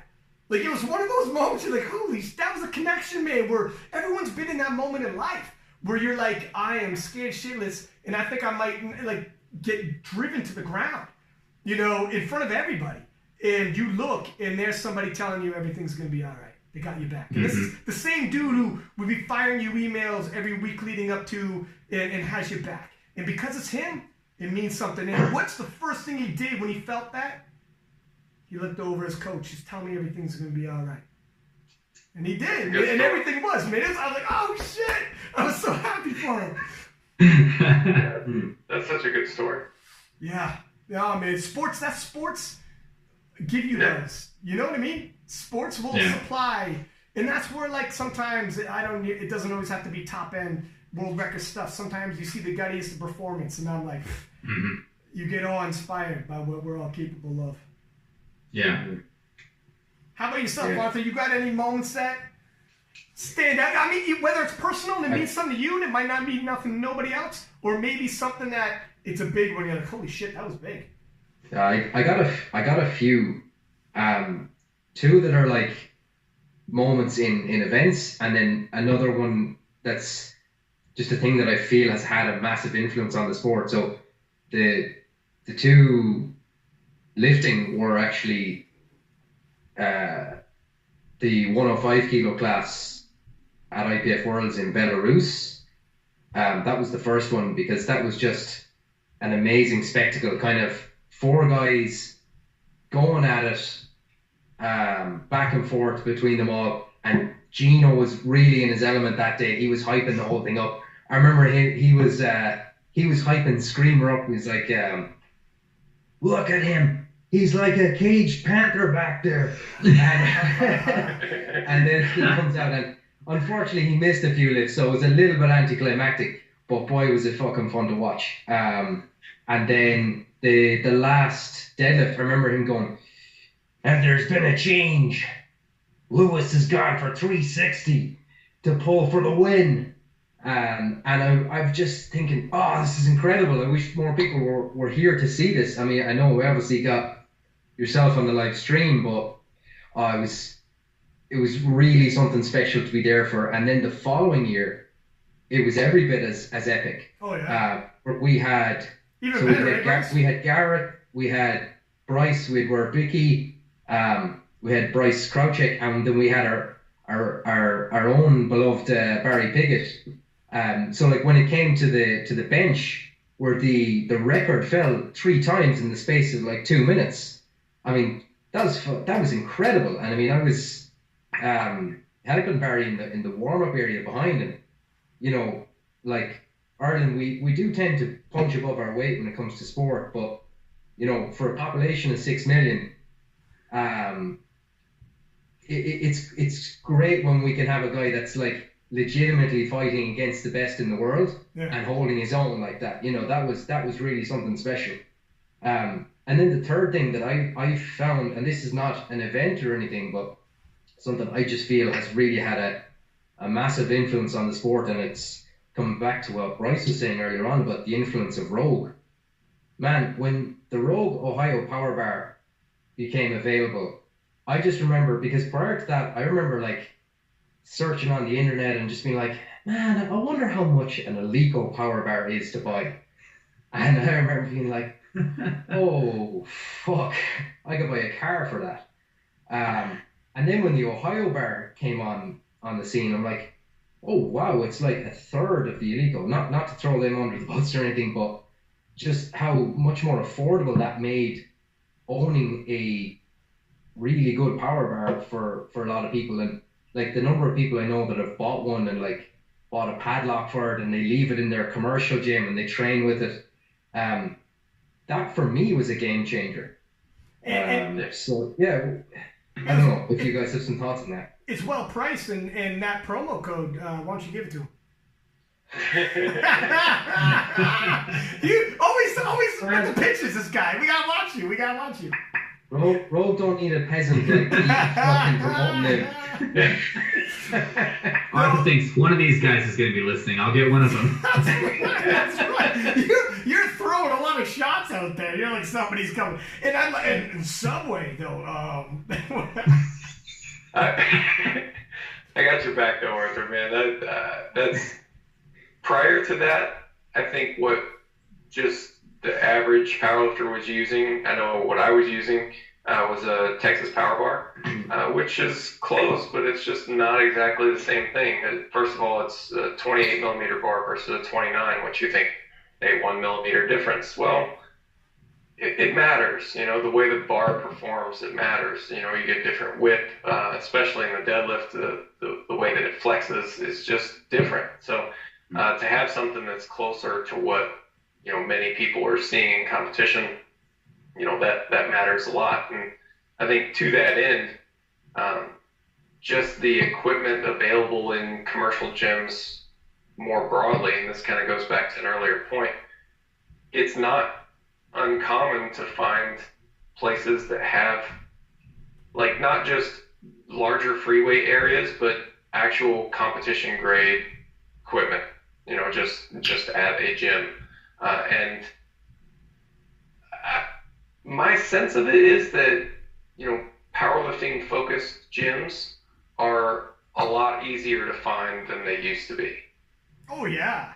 Oh dude, yeah. It's since powerlifting's become far more popular, there's powerlifting gyms everywhere, or a gym has a powerlifting section that you're allowed to use chalk and have bars, or as opposed to you're just a nuisance guy who shows up, roughs up the equipment, gets it dirty with chalk, grunting and whatever. Now now they're proud of, hey, there's, Bryce Lewis, he's world champion, whatever. They'll be proud you come in. Whereas 10 years ago, they don't even know what powerlifting is.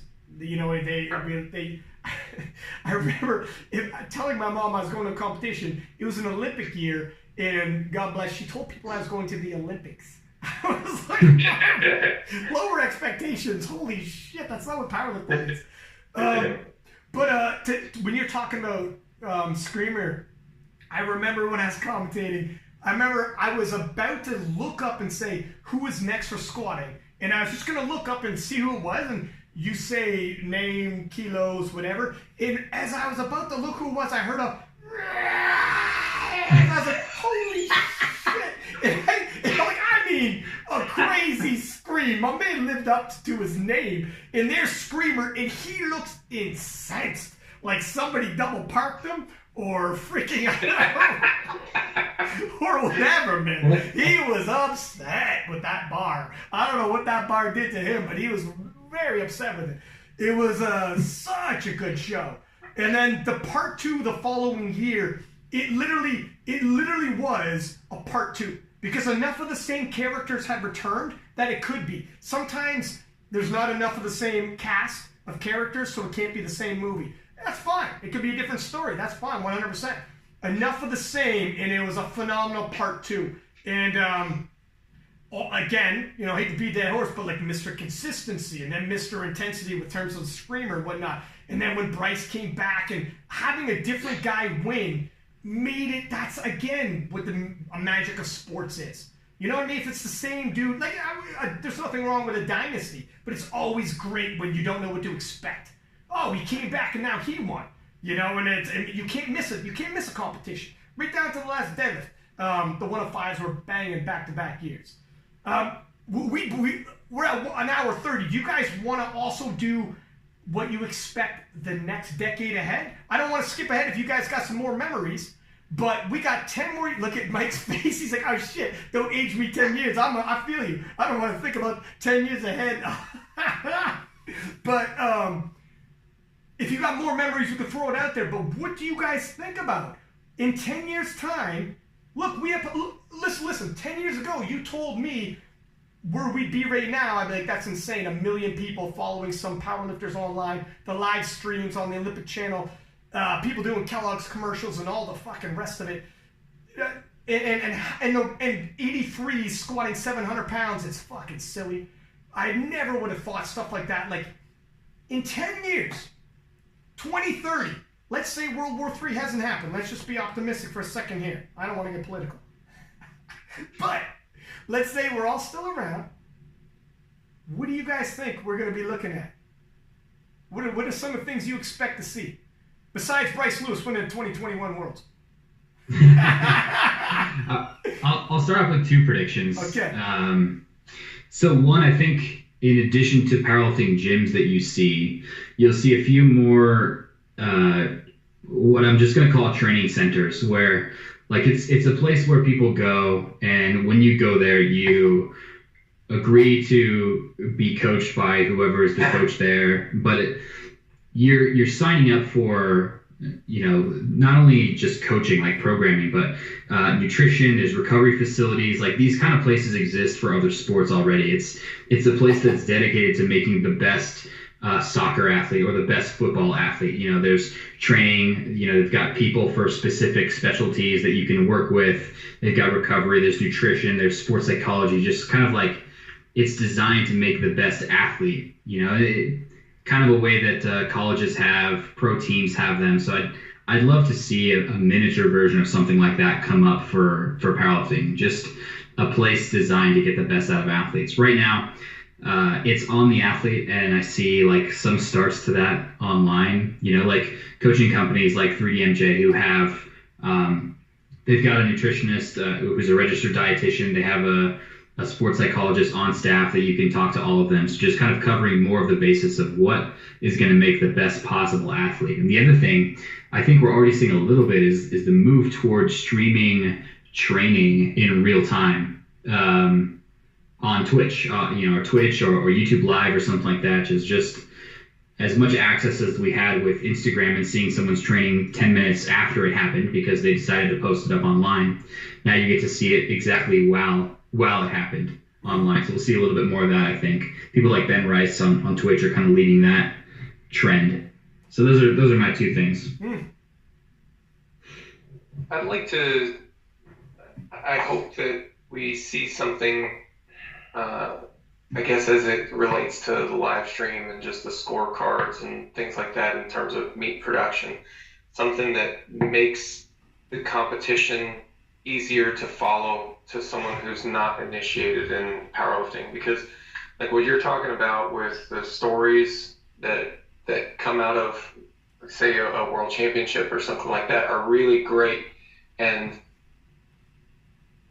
it requires someone to explain it, and that's fine up to a certain point. But if we could do something, and I don't know what, but something to help that story come through a little bit more clear to someone who doesn't know what powerlifting is. Like you can just turn on a basketball game and you know who's winning, and if the team that's losing, you know how bad they're losing.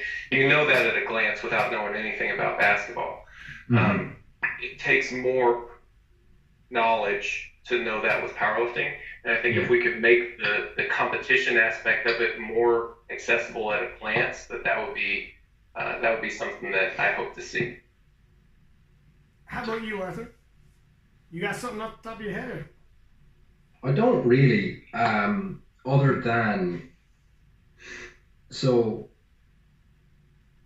I've talked to guys about this surge in popularity of powerlifting over the last few years, and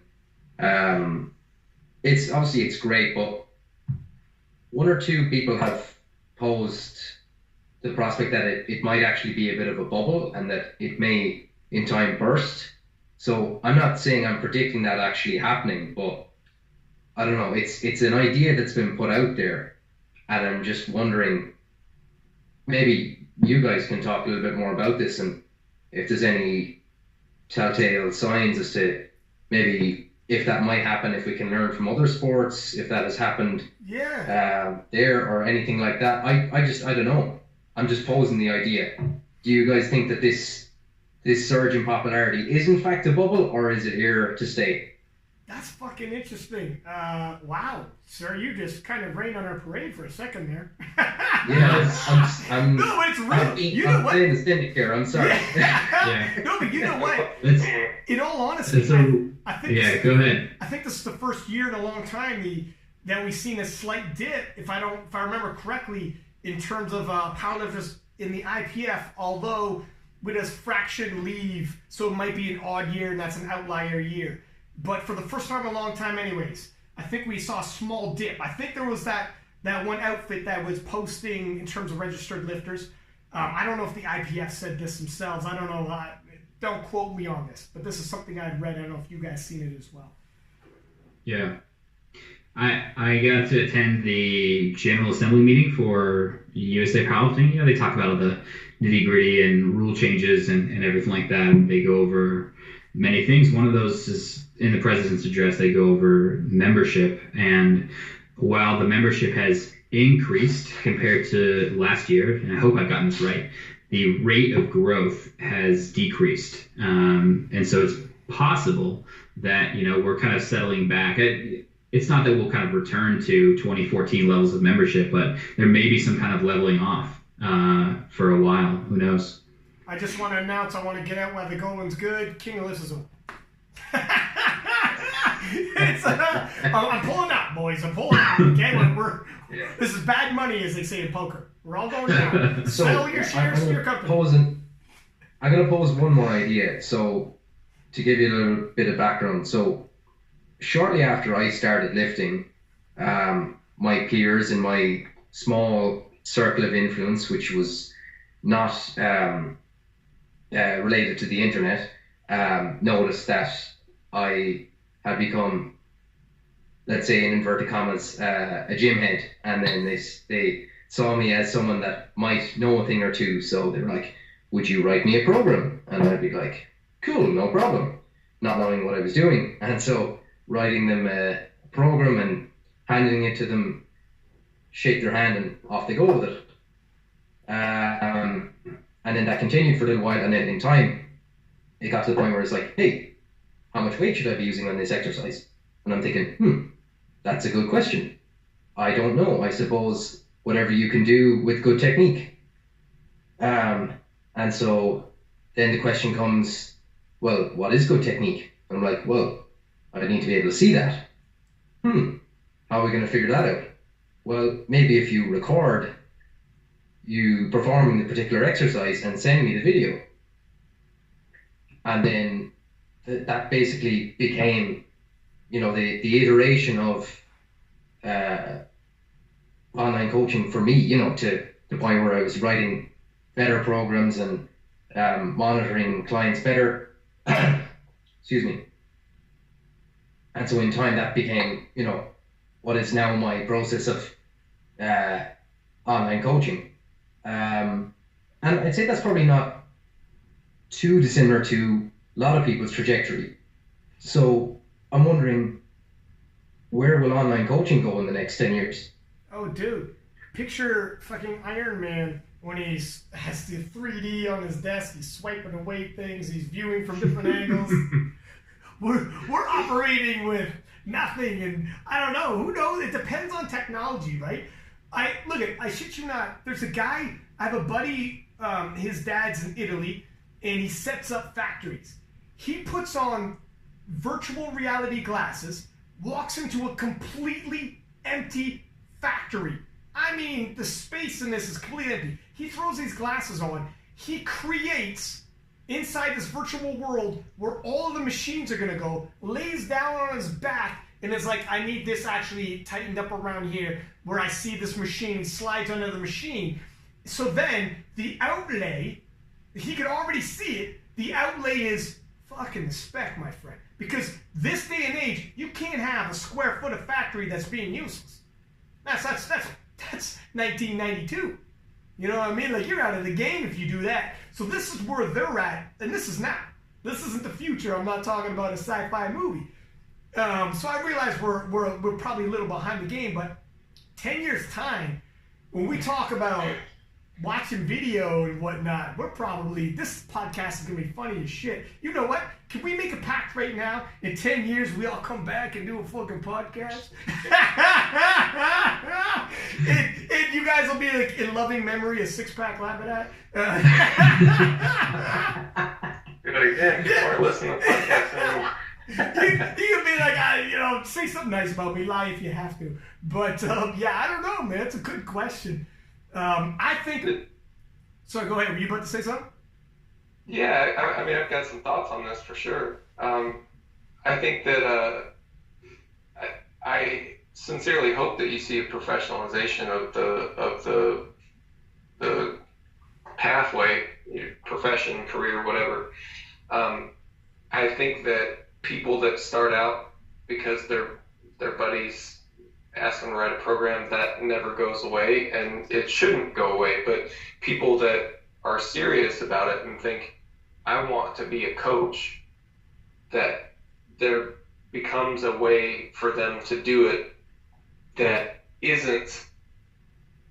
I feel like what a lot of people, the position a lot of young coaches are in right now is they're trying to do their own thing, they're trying to get noticed, and they feel like they've got to come up with a gimmick or something. They've got to have something to get noticed.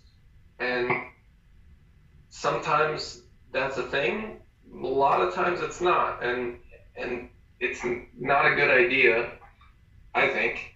It's not a good idea to stake your reputation, stake your outlook on, some half-baked idea about what you think coaching is because you've done it for 3 months. I think there needs to be some sort of pathway, whether that's internships or kind of joint projects or something along those lines, for young coaches to develop experience and kind of find their footing in the profession. And I think that's something that will definitely happen over the next 10 years.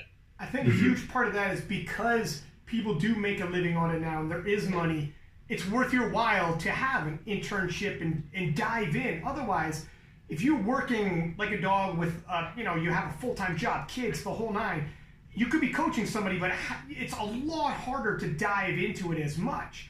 And taking on an intern, etc. Yeah, it's got to be professionalization of it. And then, maybe in the future, people start taking on interns and start making programs for coaches to learn on a scientific note.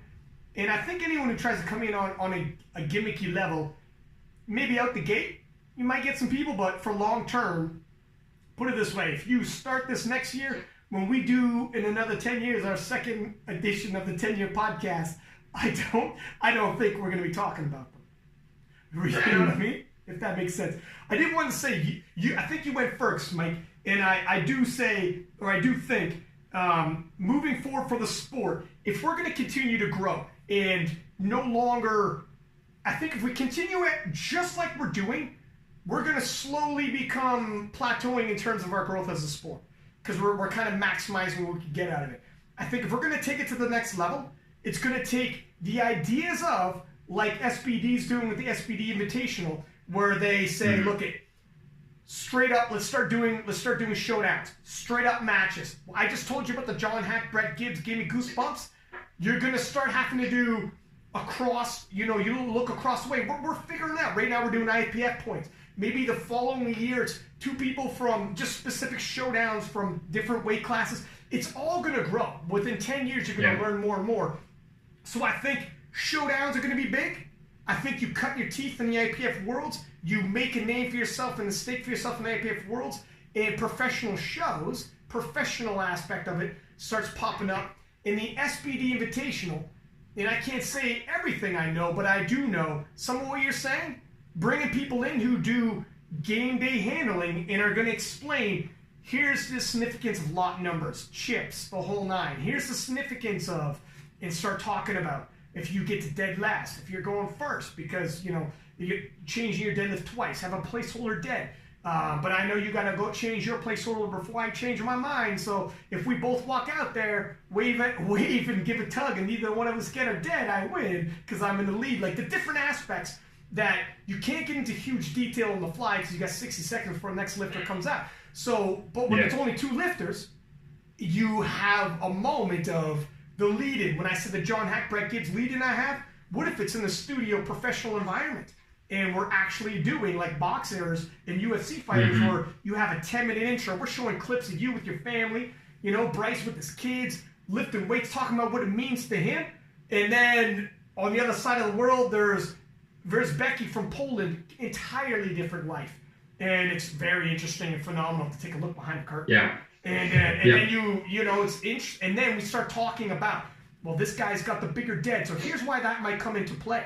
Yeah, but Bryce never misses a lift. So the percentage chances of this happening, and then you actually lay down, so when people watch, oh shit, he did miss a lift though. Oh, but he's got a placeholder dead. Now it makes sense though. Now you know you're watching though. And I think SPD Invitational is going the right route where, all right, too many people to do this. Too many people to tell everybody's story. Too many. Let's, you know, and this is the first year, and they're sorting things out. Imagine 5 years, 6 years, 7 years, as long as this keeps moving. I think we're going to see more and more towards that angle. And I think IPF Worlds might as well. So here's a question I just thought of. If we were to think in terms of innovations in powerlifting, so we talked about earlier on RPE. Another thing would be something like Mark Bell's slingshot or A7 bar grip t-shirts. Do you guys see any potential for similar innovations in powerlifting? Like that could be, you know, down the road that there's a gap there that someone could fill if they had the know-how and the investment. Are you asking us if we see any other sponsors for you? You basically asked, did I miss anybody? Is basically what you're trying to say. Did I miss a potential? No, I got you. Fuck, that's a tough one because look, I didn't think the Mark Bell slingshot would turn people into fucking millionaires. And look at what's happened. Like that's actually a good question. Like SPD, look at. I hope SPD goes nowhere, obviously, but other people could come into the fold that we haven't even started yet. They're in someone's basement tossing ideas around. Some coach, some lifter, some God knows what's going to happen in 10 years. And some piece of equipment we've never seen that changes the game. That's a good question, man. I don't know. I forgot. I just thought of what it was. It's the Mike Teixeira front squat handles. Oh, there we are. Don't be putting my business out there. He's working on the trademark. Reactive training systems now. Wait till he gets that copyright done. Use the promo code Arthur Lynch. Shout out. There's at least one area that's ripe for change. It's been ripe for a while, and it's a combo rack that is safe for the lifter and for the spotters. You know, we all know that monoliths look really crappy up on a big platform, but they've got a real advantage of, you know, if the bar drops, nothing's going to happen. So something that solves that problem would be lovely to see. Yeah, well, good call. It is. That is, if you could solve that, because the monolith, you're right, 100%. It's massive, it's bulky, it's tough on the eyes to watch, but you're safe as safety, man. These fellas walk some massive weights out and like big dogs. And the untested super heavyweights, and they are super safe, man. Nobody's getting hurt. Yeah, and as well as at home for people too, when you got a spot, you know, if you can have a device. Yeah. So one last thing I'd love to see in the sport is for powerlifting to have a really big non-powerlifting sponsor. So I'm talking things like a bank, like a fast food company, like a credit card, an airline, something like that. Just inject a good amount of resource in the sport. I'll see what I can do. Yeah, see, I look at Arthur's already. If you're gonna spam the shit out of Pepsi, Coca-Cola, but can you imagine like Pepsi brought to you by Pepsi, or look at CrossFit. Didn't they get who got CrossFit? Who bought them? Reebok? Was it Reebok bought CrossFit? Yeah, because I think if you have a gym and you're trying to be CrossFit, you got to kick some money or something. I don't know. I might be talking out of school. Sometimes I do that. But hey, look at I mean, if a major sponsor stepped up to the plate, like when I watch, I'm a boxing and UFC guy. They got the real sponsors, the big. I don't want to say real sponsors. Obviously, SPD is a real sponsor doing big things, but I mean mainstream, multi-million-dollar sponsorships. Not just the company's worth multi-million. I mean they're dropping millions, and that's what they expect. I think when that happens, here's what I think. If SBD can keep doing what they're doing, we might get on some TV. And if we get on some TV, like now we're like some, or if, I don't even know if TV's going to be a streaming service, because I think TV's going, look at me being old school. But you're like, why don't we just get on the radio too, Ryan? Who invited their grandpa? No, but if we get on like streaming service like Netflix or some shit like that, man, it'd be crazy. You know, and I think some major sponsors might start coming in here, if not individually sponsoring major events like the IPF Worlds brought to you by Gatorade. And then we're all making money. And that would push SBD and those fellas out the door. Because it's Gatorade. No, absolutely not. Because it's Gatorade. It's in SBD's best interest themselves. If SBD can still hold the event and Gatorade comes on, kicks in some money, and who knows? Yeah. I think it's possible. I think if we stay just doing what we're doing, we'll plateau. But I think if we keep, man, we are pretty clever cats. I think we proved that in the last 10 years. I think if we keep coming up with ideas, dudes like Peter Spence and SBD and whatnot, keep hustling, Benjamin Banks and the IPF themselves, they'll put together some pieces like this.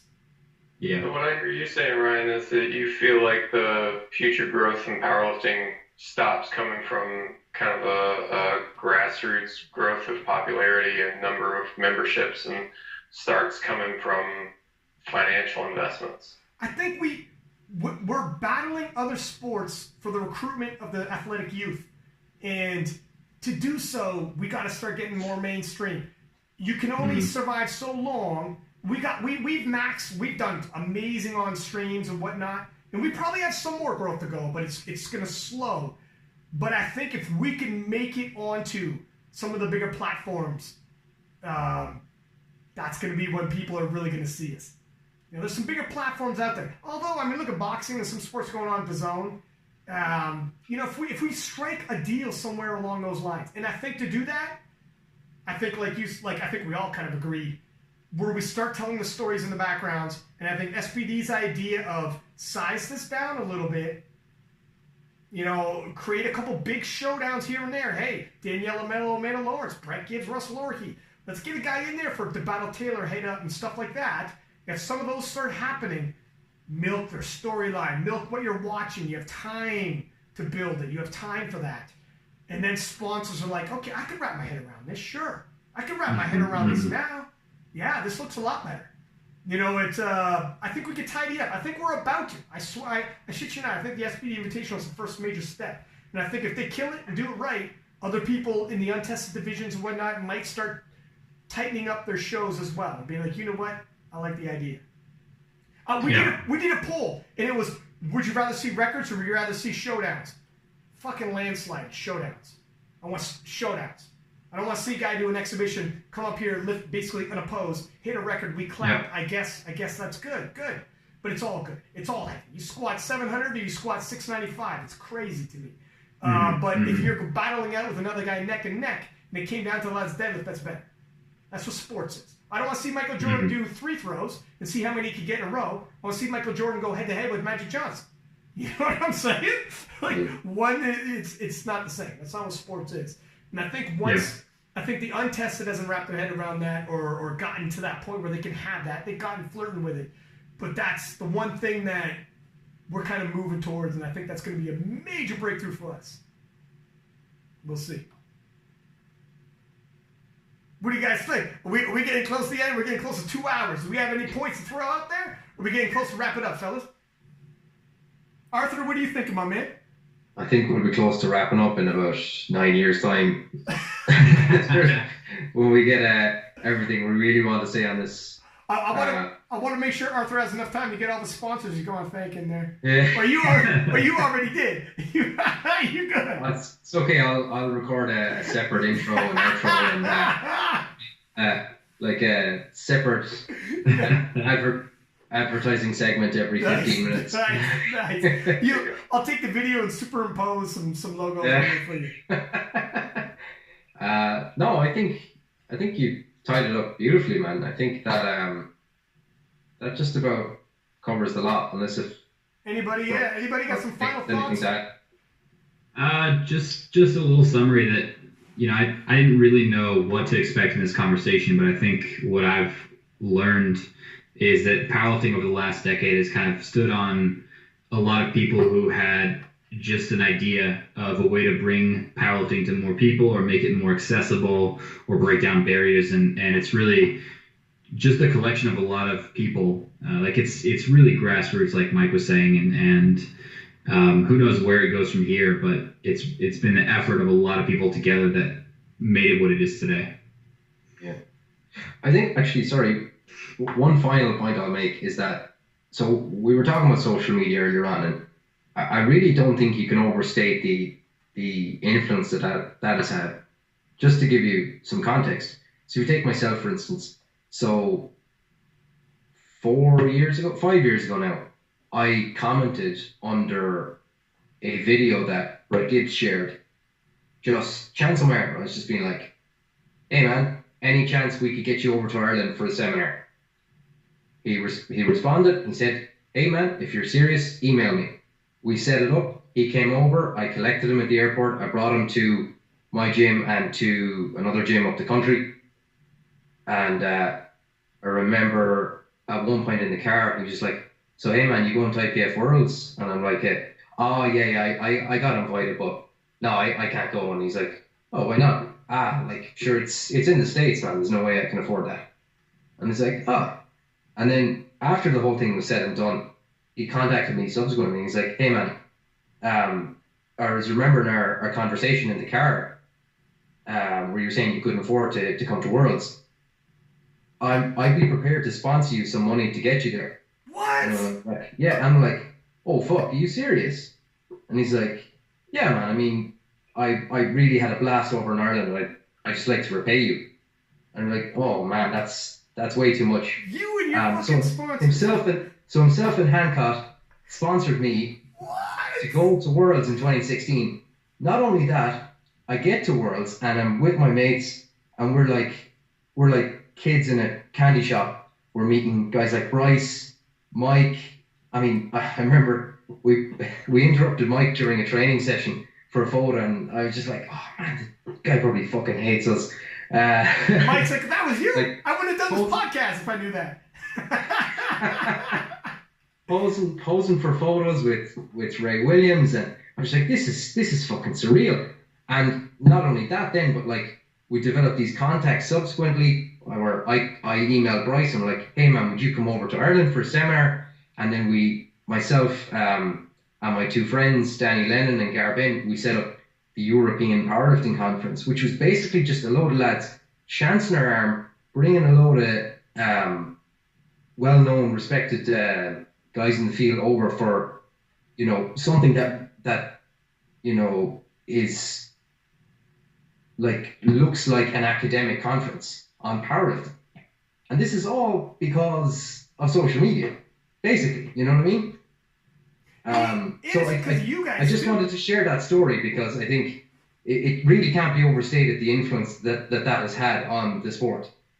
Also, it's interesting how those things snowball, right? That it starts with one comment and then it becomes this thing, and like EPC is a major event now, and to think that started with you making a comment on a video some years ago, like that's pretty cool.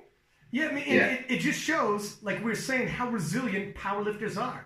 Like, you guys came up with that idea, organized it, putting together conferences, and like, no corporation is coming over with the backing. It's just some dudes lifting weights who come up with these ideas and they're just going to make it happen and make it feasible and make it good that you could actually afford to bring guys from all over the world to do it. And guys like Brett making sure, like, just paying it forward as well. I think everybody's going to be hitting up Brett's DMs asking for a sponsorship now. Hey, man, I'm a little light this year. If you could slide me a little bit. I don't know, Brett. But anyways, I'll be DMing him after this conversation. But yeah, man, it's I think if any kind of wrap up me looking back, it is, look how far we've come, and it's literally been on the backs of all of us. Like us as in powerlifting community. Everybody pitching in, man. we're not mainstream even with our followers. It's because we actually support our own and support other lifters. Because if like people didn't get up to 500,000 followers off the mainstream, we're not very mainstream. So it's us supporting each other, just like Brett's doing, you know, coming on podcasts and stuff like that. Some people, they get nervous. They don't want to do a podcast leading up to certain things, but they're like, fuck, you do what you got to do, right? You're like, if we don't, like, this is how you get people excited and get the message out or disseminate information or holding conferences or doing recaps like this. Like, everyone kind of put it this way. I guess what I'm trying to say is when we all build it together as a community, not very many of us get too big for other people and forget that and be like, I'm too big. It's like, dude, you're not shit once you step out of the community. Don't kid yourself. Nobody in the grocery store cares. Only the community cares. And we built this, so give back. You know, you can't get high and mighty when the community built you because nobody gives a shit once you step outside of it. That also keeps us humble. But I haven't met anybody who's bigger than who's like that. I haven't run into that person yet who thinks they're outside the community that built them. They always give back to the same community that gave to them. Yeah. I think it's a beautiful. Something that's true about the character of powerlifting that's stayed true, and that I hope continues to stay true, is that, you know, lifters support each other, and that's something that I hope, you know, whether we play up matchups or don't, or however things change, I hope that that's something that stays. I think there it is. I think we found our cap. That the last decade is we built this, and that the next decade, let's hope, when Coke and Pepsi and Gatorade come in, we still don't lose our fucking heads. And nobody, and I hope anybody who's in 10 years, the next Russell Orhe in 10 years, who doesn't even know who Russell Orhe is, realizes and doesn't get too big, you know what I mean? The next big superstar. Because there was a Russell Orhe before him. All right, fellas. Thank you for coming on, Arthur. Thanks for putting this together, my man, reaching out and thinking of me. And this is a great idea, dude. It's been fantastic to have you guys. I thoroughly enjoyed this. I'm glad I thought of the idea. That's the extent of all I did. Send a lot of fun, guys. Send us the audio. I know I'll share it on King of Lifts, and I don't know if you guys want to share on your platforms, but there's a nice little cross pollination. All of our listeners get to hear it, and yeah, man. Hey, actually, give a shout out to all your platforms as well. I guess your platforms will hear it if you're going to share it there. Yeah, well, firstly, I'd like to thank all my sponsors.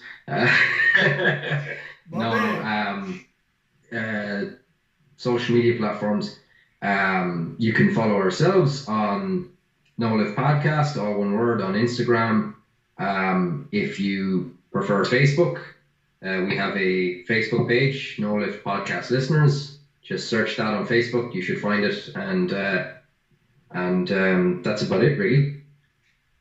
Bryce, how about you, sir? You're coaching the whole coaching services and the whole night? Sure. I offer coaching with my company, The Strength Athlete. We help drug-free powerlifters around the world get better. You can find us at thestrengthathlete.com, same on Instagram, and myself, Bryce_TSA on Instagram. Beautiful. My man, Mike T, how did they get a hold of you, sir? Mike Tushir on Instagram, or Reactive Training Systems on Instagram or YouTube, or reactivetrainingsystems.com. And all you guys, Arthur, you do coaching as well, right? Am I talking out of school? Yeah, no, I do. The easiest way to get me there is just email me, arthur@citygymlk.com. So that's CITYGYMLK.com. There it is. And King of the Lifts, follow us on Instagram, YouTube, all the audio platforms, King of the Lifts. And that is it, my friends. Talk to you in 10 years. Thank you for coming on. Thank you for coming on, fellas. It's been a blast. Sweet. Thank you, guys. Take care, everyone. See you. Stay well, Mike. Man, wow, that delivered. You know what? Could have picked some better dudes to do it with. I wasn't sure. What are we looking at? Over 2 hours. Yeah. I mean, when we first got together with this, it was Arthur's idea. And I was like, I forget who I asked, who he asked, but we ended up getting the 4 you saw, obviously. And it's like, well, I don't know. I don't know if we're going to have a half hour worth of memories or we're going to have an hour, hour and a half, but there you are, man. We filled 2.5 hours easy and probably could have kept going. But I guess when you're looking back 10 years, you know what? I didn't even think of some of the stuff they were saying. And it was definitely a trip down memory lane when you think about the old 2010 days. But I hope you enjoyed it. And we're going to keep doing what we're doing each and every day, each and every week, reposting on King of Lifts, giving you podcasts, and God knows where we're going to be in 10 years' time. Maybe I will look back at this podcast and be like, oh my God, have we come a long way. Hopefully, man. Hopefully we're not all doing the same thing. But with no further ado, and please like it, give us comments, subscribe on YouTube, subscribe on all the audio platforms. Tell everybody, tell your friends, post it up on all the social media platforms yourself. From Six Pack Lappin' At. Until next time, peace.